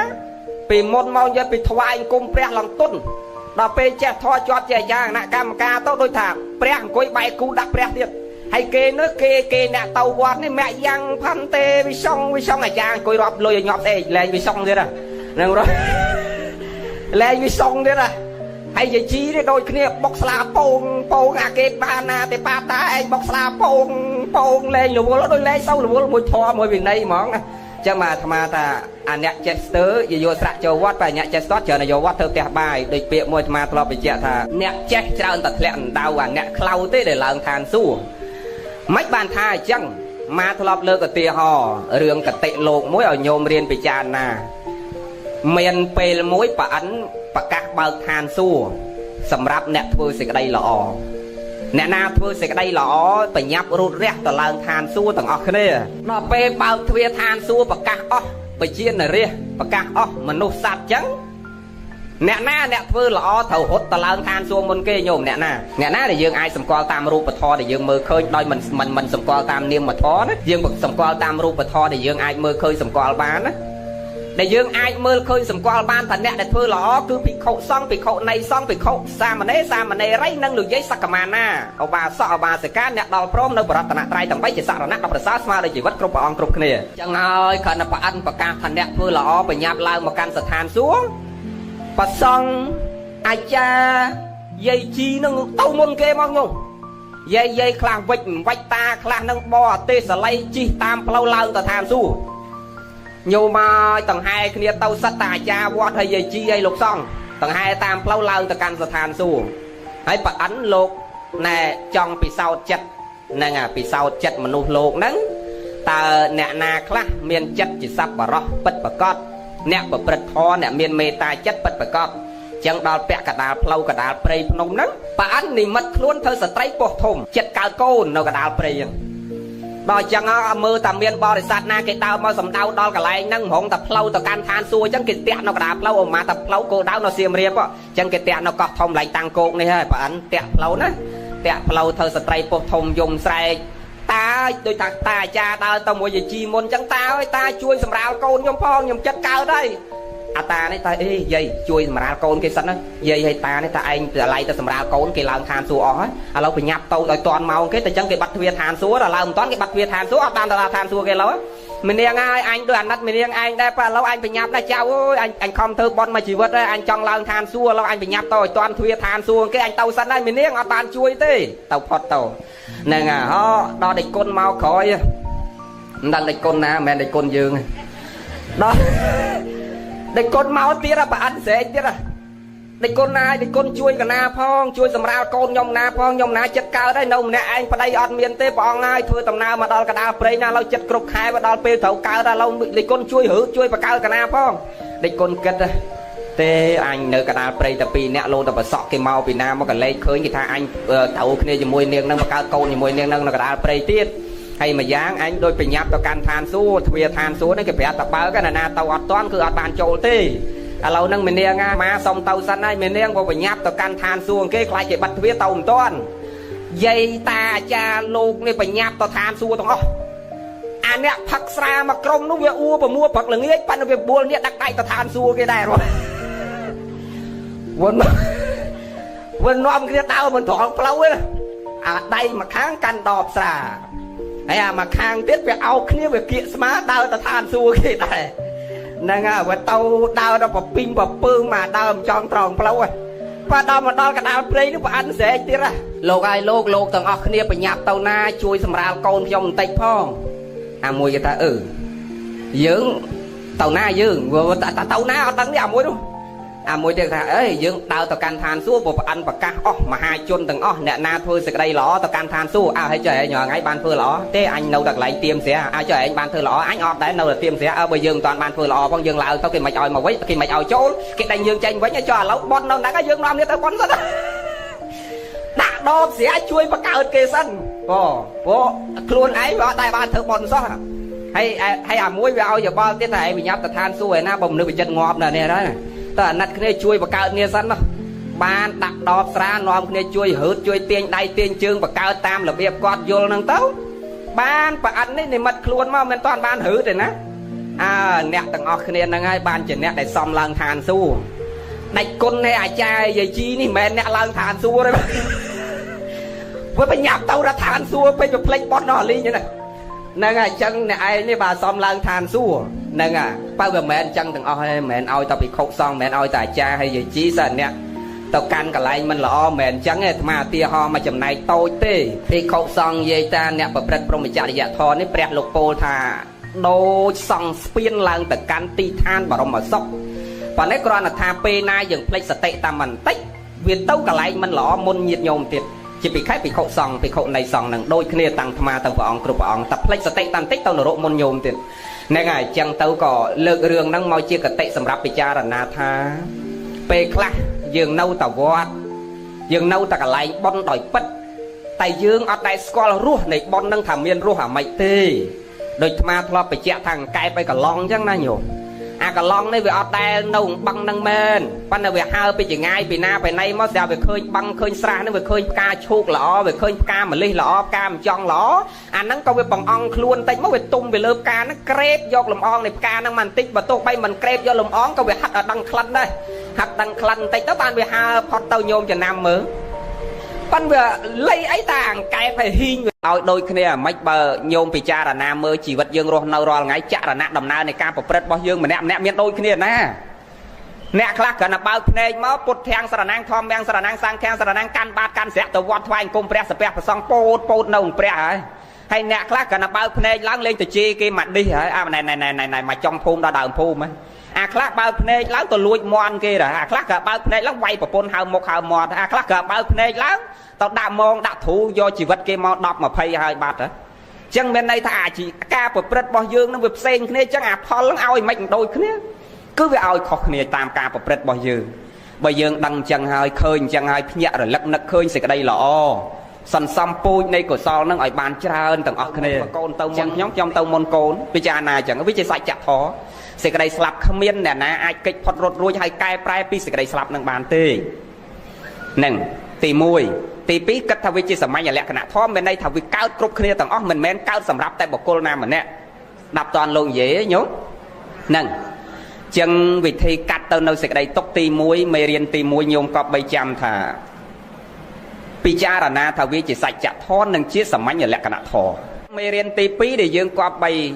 សិក្សាពិចារណាថាយកមកដាក់ក្នុងខ្លួនដើម្បីឲ្យដកទៅនៅសេចក្តីទុកបានខ្លះនៅពេលដែលបញ្ហានឹងវាកើតគឺដកសេចក្តីប្រកាន់និងដកសេចក្តីស្រឡាញ់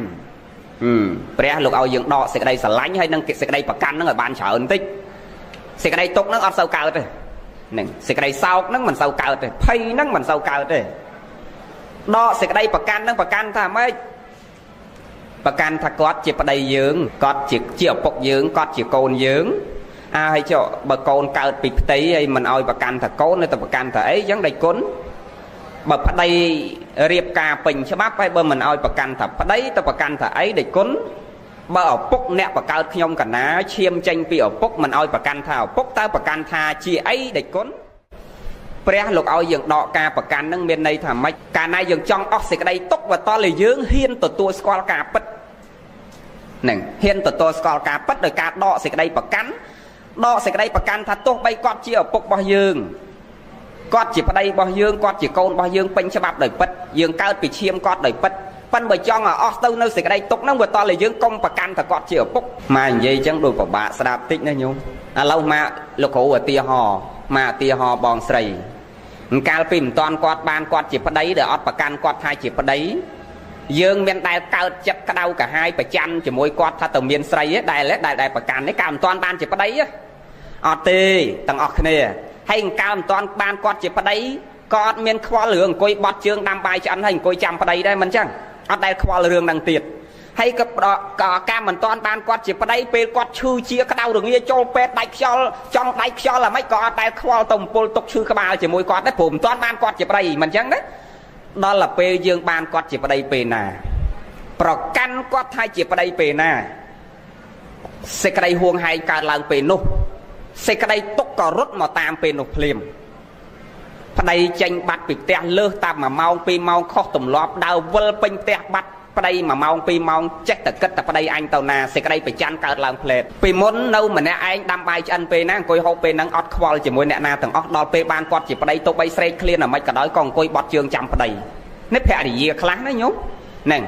ស្រែកឃ្លានយ៉ាងម៉េចក៏អង្គុយបត់ជើងចាំប្តីត្រឡប់មកជុំគ្នាព្រោះប្រកាន់ថាជាប្តីពេលគាត់ឈឺយើងស្ទើរតែទៅឈឺជំនួសអត់បាយអត់ទឹកទៅដេកមើលប្តីរក្សាប្តីព្រឹកល្ងាចនៅនឹងមន្ទីរពេទ្យប៉ិនកាលពីមិនតាន់ប្រកាន់គាត់ថាជាប្តីចង់គាត់ទៅរំទៅច្រៀងទៅផឹកទៅស៊ីទៅឈឺទៅជាក្រៅអាងារទៅណាទៅអត់ដែលខ្វល់ជាមួយសោះចឹងព្រះសំដែងនឹងចង់មានន័យបញ្យលយើងថាអញ្ចឹងដើម្បីឲ្យសេចក្តីទុកនឹងវាឃ្លាតខ្លះវាតល់តែយើងនឹងកុំឲ្យយកអាសេចក្តីប្រកាន់ដែលយើងកំពុងតែប្រកាន់រាល់ថ្ងៃហ្នឹងឲ្យដកអាសេចក្តីប្រកាន់នឹងបានខ្លះទៅមិនឲ្យដកទាំងអស់ទេឪពុកនៅតែជាឪពុកប្តីនៅតែជាប្តីកូននៅតែជាកូនប៉ុន្តែឲ្យរៀនដកអាការប្រកាន់នឹងឲ្យបានច្រើនបន្តិចអាហ្នឹងសេចក្តីសុខផ្លូវចិត្តកើតសេចក្តីទុកអស់ម្ដងតិចម្ដងតិចហើយមួយទៀតកុំឲ្យសេចក្តីទុកថ្ងៃនេះកើតឡើងហើយយកសេចក្តីទុកហ្នឹងមកដាក់បន្ទុកលើខ្លួនឯងមកធ្លាប់ឃើញមានកូនប្រុសស្រីខ្លះគាត់នៅអាមេរិកចឹងណាហើយម្ដាយគាត់នៅខ្មែរដល់ពេលម្ដាយគាត់ស្លាប់គាត់ជិះយន្តហោះមកដល់យំបោកខ្លួននៅនឹងមឈូសហ្នឹងហើយគាត់រៀបរាប់ដដែលថាបើសិនជាខ្ញុំកណានៅក្បែរបើសិនជាខ្ញុំនៅក្បែរម៉ាក់ក៏ម៉ាក់អត់ចឹងដែរបើកូនមកតន់ក៏ម៉ាក់មិនចឹងដែរអាត្មាឡើងទេសនាអាត្មាថាទោះបីប្តីអោបនៅទ្រូងក៏ដោយកុំថាតែនៅក្បែរម៉ែអង្គុយក្បែរម៉ែអត់អីអាប្តីនៅលើទ្រូងយើងកូននៅលើទ្រូងយើងក៏ដោយប៉ុន្តែសេចក្តីស្លាប់វាដល់ពេលណាគ្មានអ្នកណាជួយអ្នកណាបានទេ តាំងញោមតាំងអាត្មាអ្នកណាទៅជួយអ្នកណាកើតដល់ពេលដល់វេលាត្រូវព្រាត់គឺព្រាត់ដោយអាត្មាធ្លាប់បញ្ជាក់សេចក្តីស្លាប់របស់សត្វលោកមាន3កម្មមកយេនមរណៈសត្វណាតកម្មមកកាត់ផ្ដាច់ហើយគឺទៅពីមុនឯងកាប់គេដល់ពេលដល់វេលាគេមកកាប់ឯងងាប់នៅហ្នឹងពីមុនឯងបាញ់គេដល់ពេលដល់វេលាគេមកបាញ់ឯងស្លាប់ពេលហ្នឹងគេហៅថាកម្មមកយេនមរណៈតកម្មមកកាត់ផ្ដាច់ដល់ពេលដល់វេលាគឺស្លាប់អាយុកយេនមរណៈតែអាយុវាអស់ស្លាប់ហើយបញ្ញកយេនមរណៈតាប៉ុនវាអស់យើងសន្សំពីមុនបានប៉ុណ្ណាយកមកប្រើប៉ុណ្ណឹងអស់ទៅបងអ្នកខ្លះសំបានតិចទៅប៉ុននឹងវាតិចដល់កើតមកមិនតាន់ឃើញពលឺថ្ងៃផងតែបានមួយថ្ងៃពីរថ្ងៃឡប់ទៅវិញទៅអ្នកខ្លះ8 9 10ពេញកំមុំកំឡោះម៉ែឪពងពេញស្រឡាញ់ក៏ត្រឡប់ទៅវិញទៅអាហ្នឹងហើយវាអស់ប៉ុនគាត់វាសន្សំបានប៉ុណ្ណឹងពូជគាត់សន្សំបានប៉ុណ្ណឹងអាយុកយេនមរណៈអស់អាយុហ្នឹងដូចយាយតាអាយុ90 100ជាងដែលគាត់ទុំជ្រុះមានន័យថាអាយុរបស់គាត់វាត្រូវដល់ពេលដល់វេលាហាក់បីដូចជាផ្លែឈើដែលវាកាលណាមានពណ៌លឿងហើយវាទុំហើយវាត្រូវទៅជ្រុះអស់អាយុហ្នឹងវាអញ្ចឹងវាដល់ពេលដល់វេលាត្រូវជ្រុះអាប៉ុនកសលសន្សំពីមុនបានប៉ុណ្ណាប្រើប៉ុណ្ណឹងអស់ហើយវាហាក់បីដូចជាជាតិទៀននិងជាតិប្រេងដែលយើងដុតនៅជាគៀងកាលណាយើងចាក់ប្រេងនឹងបានច្រើនអាចជាគៀងវាឆេះយូរ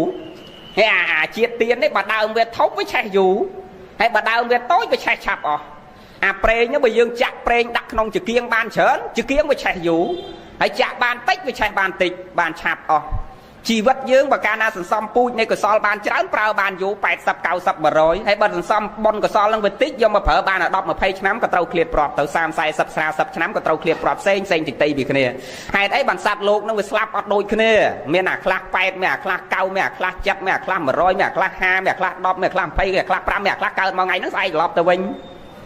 អាម៉េចបើសេចក្តីស្លាប់នឹងវាមិនដូចគ្នាថាតើឲ្យចឹងទីគប្បីពិចារណាជាមេរៀនមួយទៀតបងកុំឲ្យយកសេចក្តីទុកថ្ងៃហ្នឹងមកដាក់បន្ទុកលើខ្លួនយើងថាខ្ញុំមិនបានថែទាំប្តីបានល្អឬក៏ពេទ្យមិនបានយកចិត្តទុកដាក់បានល្អឬដាក់បន្ទុកទៅលើអ្នកណាមួយកុំឲ្យដាក់បន្ទុកលើអ្នកណាទាំងអស់ពេទ្យក៏មិនអាចដាក់បន្ទុកលើពេទ្យខ្លួនយើងក៏មិនអាចដាក់បន្ទុកលើខ្លួនយើងបងប្អូនញាតិមិត្តថាអត់មានអាណាមួយមកក្បែរពេលដែលប្តីកើតសេចក្តីទុកក៏កុំដាក់បន្ទុកលើបងប្អូនគឺដូចថ្មនិយាយមិញចឹងអង្គុយក្បែរប្តីអោបប្តីក៏មិនអាចជួយបានដែរតែកាលណាពេលវេលានៃសេចក្តីស្លាប់នឹងដល់ហើយគឺគ្មានអ្នកណាជួយបានទេដូចម៉ែនិយាយជាក់ស្ដែងថាបងស្រីមួយដែលគាត់មកពីអាមេរិកមកយំអោបមកឈូឲ្យចេះរៀបរាប់ដាក់បន្ទុកខ្លួនឯងតែបើខ្ញុំនៅក្បែរម៉ាក់ក៏ម៉ាក់អត់ចឹងដែរហ្នឹងណាចឹងមួយទៀតយើងដកសេចក្តីប្រកាន់ហើយកុំឲ្យដាក់បន្ទុកសេចក្តីទុកហ្នឹងយកមកដាក់ខ្លួនយើងដាក់បន្ទុកលើខ្លួនយើងកាន់តែខ្លាំងឡើងអាហ្នឹងក៏យើងកាត់ទៅនៅសេចក្តីទុកហ្នឹងបានខ្លះដែរមួយទៀតដកសេចក្តីស្រឡាញ់ព្រះលោកថាឲ្យតែដកសេចក្តីស្រឡាញ់បានច្រើនទុកអស់ច្រើនដូចគ្នាហើយបើនៅស្រឡាញ់ច្រើនទុកច្រើនប្រកាន់ច្រើនទុកច្រើនស្រឡាញ់ច្រើនទុកច្រើនណាម៉េចឧទាហរណ៍ពេលយើងតឹមការប្តីប្រពន្ធយើងដំបងអាតឹមការដំបងយើងស្រឡាញ់គ្នាញោមតឹមការដំបងណាឡាញ់គ្នាអីយាយលោកវាអត់ធ្លាប់ការបាទសួរញោមហ្នឹងព្រោះបួសតាំងពីក្មេងហើយនៅវត្តអាយុ5ឆ្នាំហើយទល់ឥឡូវអត់ដែលស្គាល់រោងការគេមិនផងស្គាល់រោងការគេមុនទៅសូត្រមុនបាទការខ្លួនឯងវាអត់ដែលអញ្ចឹងវាអត់ដឹងថា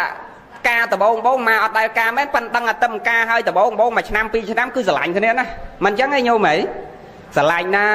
ដូចរបស់យើងទិញយកមកដំបងទូរស័ព្ទក៏ដោយកង្ហាក៏ដោយម៉ូតូក៏ដោយឡានក៏ដោយតែយកមកថ្មីគឺស្រឡាញ់ខ្លាំងហួងហែងខ្លាំងខ្វល់ខ្វាយជាមួយរបស់នឹងខ្លាំងឧទាហរណ៍ថាម៉ូតូមួយចុះឬក៏កង់មួយចុះអាកង់នឹងសំលុយហ្មងបានយាយនេះសំហ្មងបានជាង6ឆ្នាំហ្មងបានលុយទិញកង់មួយនោះ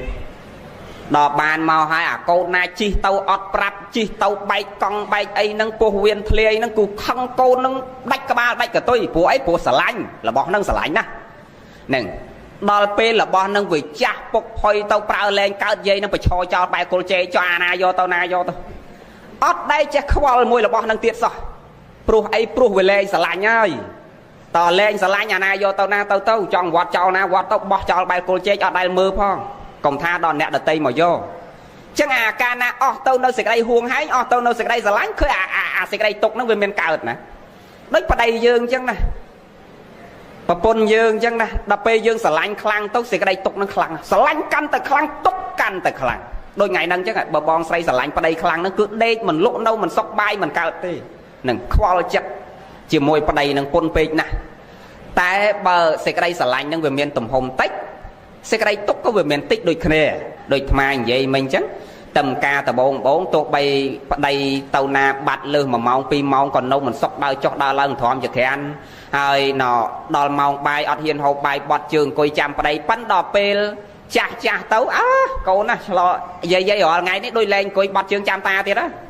ôi ta lo ăn pê ná lên mỗi con hơi ăn hơi khâu chạy tích đua làm mà cha tục cháu hay hộp hay ngột tất cho đây bát ọt miền coi chăm vào đây đôi môn thế mình chẳng vô mày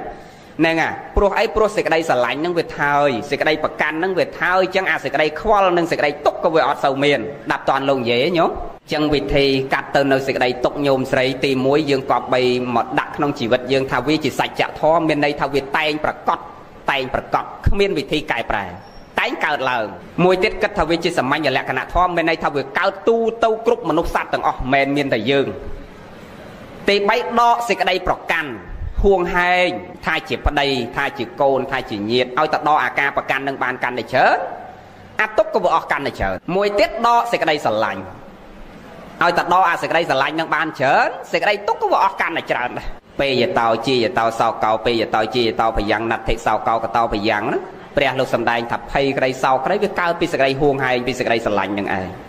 bực comment sẽ cái đây huông hai comment sẽ cái đây sờ lạnh sẽ cái đây sau hay nâng sẽ cái đây túc có mìnhประกอบចំពោះខ្លួនយើងដែរចឹង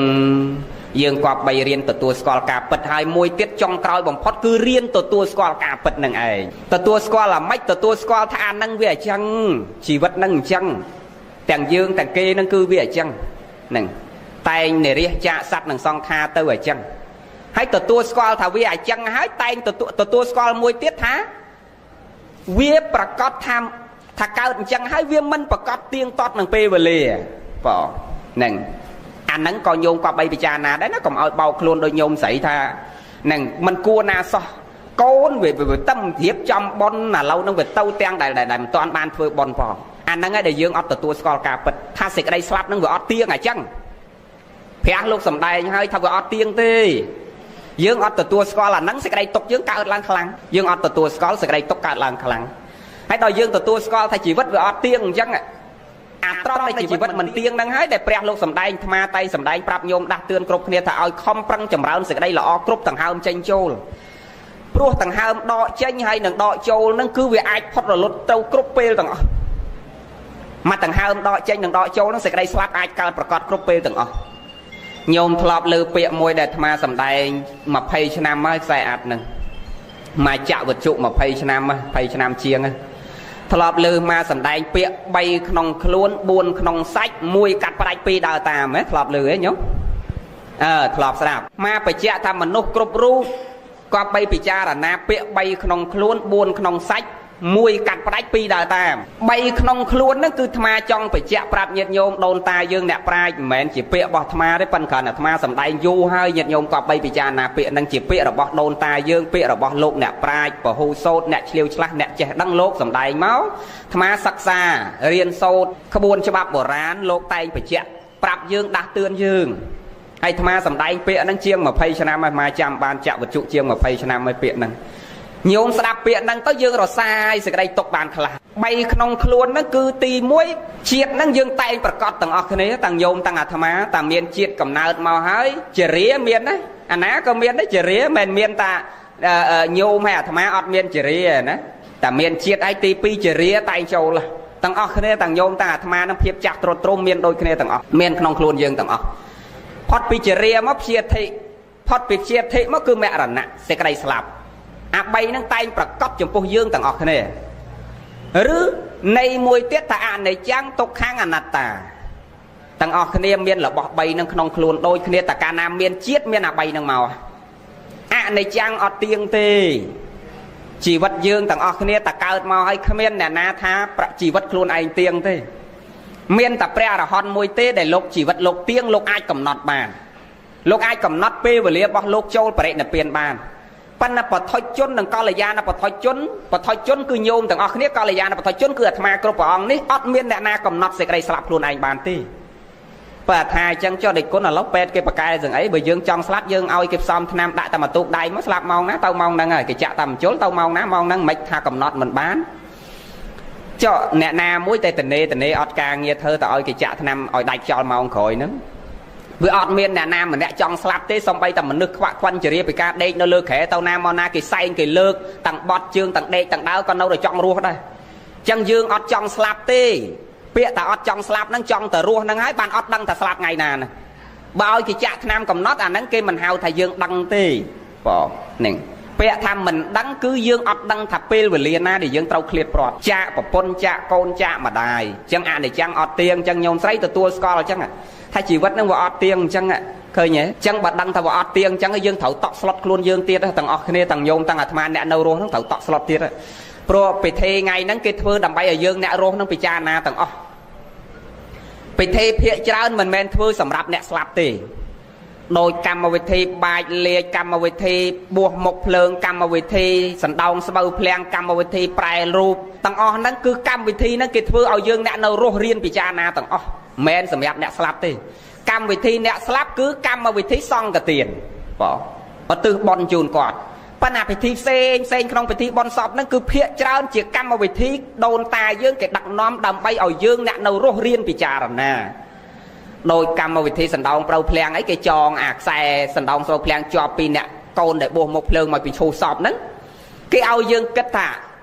អាអ្នកដើរដែលចងខ្សែជាប់ក្បាលមកពីឈូសសពពេលដើរដង្ហែទៅហ្នឹងគេឲ្យយើងអ្នកដើរទាំងអស់គ្នាហ្នឹងរៀនគិតពិចារណាថាសេចក្តីស្លាប់ហ្នឹងមិនមែនតែអ្នកក្នុងមឈូសហ្នឹងទេតាំងយើងតាំងគេគង់តែទាញដោយអាខ្សែដែលជាប់ក្បាលមកពីឈូសសពគង់តែទាញតរក្តារមឈូសហ្នឹងដូចគ្នាទាំងអស់ទាំងយើងទាំងគេទាំងរាជទាំងមន្ត្រីទាំងអ្នកមានអ្នកក្រអ្នកឈឺអ្នកអត់ឈឺអ្នកចាស់អ្នកក្មេងគង់តែទាញចូលក្តារមឈូសហ្នឹងដូចអាអ្នកស្លាប់ហ្នឹងទាំងអស់អញ្ចឹងគេទាញគេធ្វើដើម្បីឲ្យយើងពិចារណាអញ្ចឹងញោមដល់ពិធីបាចប្រាជ្ញលាជពេលយើងហែទៅយើងមិនបាចលេខចាំមើលសែកហ្នឹងយើងហែសែកឬថ្ងៃណាហែថ្ងៃពហុណោះអញ្ចឹងថ្ងៃពហុយើងហែពេលយើងហែយើងដឹងបាចលេខតាមផ្លូវហ្នឹងទៅបើថាហែទៅស្រុកកំណើតនៅកំពង់ចាមបាចហើយតាំងពីម្ពិញដល់កំពង់ចាមអញ្ចឹងគេបាចហ្នឹងបាចដើម្បីអីអ្នកខ្លះយល់វាមិនតាន់ទៅលាយលុយផងទៅលាយក្របស្ករផងទៅជាលាយស្អីផ្សេងពេញទឹកពេញដីទាំងអស់ឥឡូវមកឃើញគេលាយលុយលាយក្របស្ករលាយអីពេញទាំងអស់ហើយសួរមិនបានដាក់ក្របស្ករថាដាក់ក្របស្ករហ្នឹងឲ្យអាខ្មោចក្មេងៗតាមផ្លូវដែលដង្ហែកូនគាត់ទៅកឋានទេវលោកឋានសួគ៌ហ្នឹងឲ្យវាបានក្របស្ករហ្នឹងទៅអាខ្មោចក្មេងៗដែលហែខ្មោចកូនឬខ្មោចម្ដាយខ្មោចឪពុកគាត់ហ្នឹងវាមានខ្មោចបរិវារមេងហ្នឹងវាបានក្របស្ករហ្នឹងទៅហើយចុះលុយហ្នឹងដាក់ដើម្បីអីគេថាលុយហ្នឹងដាក់ដើម្បីឲ្យម៉ែឲ្យឪឬឲ្យអ្នកស្លាប់ហ្នឹងចាយតាមផ្លូវកែលោអត់លុយអត់កាក់អញ្ចឹងបោះតាមផ្លូវតាំងពីម្ពិញអាខ្លះអ្នកមានខ្លះអុកញ៉ាខ្លះដូរលុយ2បាវអីនោះក៏ដាក់ពាន់បាចតាំងពីម្ពិញរហូតដល់កំពង់ចាមដល់ត្បូងឃ្មុំដល់កញ្ចេះដល់ព្រៃវែងឯងបាចតាមផ្លូវហ្នឹងសង្វេគណាស់ញោមដល់ឃើញអញ្ចឹងមកវាសង្វេគហេតុតែមិនយល់អំពីពិធីដែលដូនតាយើងគេដឹកនាំដើម្បីអីហើយដល់ដាក់លុយអញ្ចឹងទៅទី1គុណវិបត្តិទី1គឺអត់គោរពរូបបិយប័ណ្ណខ្លួនឯងមិនគោរពលុយខ្លួនឯងយកទៅបាចចោលនៅលើដីស្រុកគេជាប់គុកហ្នឹងញោមមិនមែនលេងសើចទេណាបាចលុយចោលក្នុងដីជាប់គុកឥឡូវតែជន់រូបលុយតែមួយផ្លែតជាប់គុកភ្លាមប៉ូលីសគេមកដល់ភ្លាមហ្នឹងតែប្រមាថអារូបបិយប័ណ្ណហ្នឹងគឺប៉ូលីសមកដល់ភ្លាមមកហែកលុយចោលទៅនេះឯងអត់ការងារធ្វើអង្គុយហែកលុយចោលភ្លាមតែកាមេរ៉ាចាប់បានមកដល់ផ្លែតហ្នឹងទី1មិនគោរពរូបិយប័ណ្ណខ្លួនឯងទី2គុណវិបត្តិទី2គឺឲ្យមនុស្សយល់ខុសតាមគ្នាគុណវិបត្តិទី3ពេលយើងបាចទៅមានអាក្មេងតូចដែលគ្នាក្រតាមផ្លូវហ្នឹងឃើញលុយ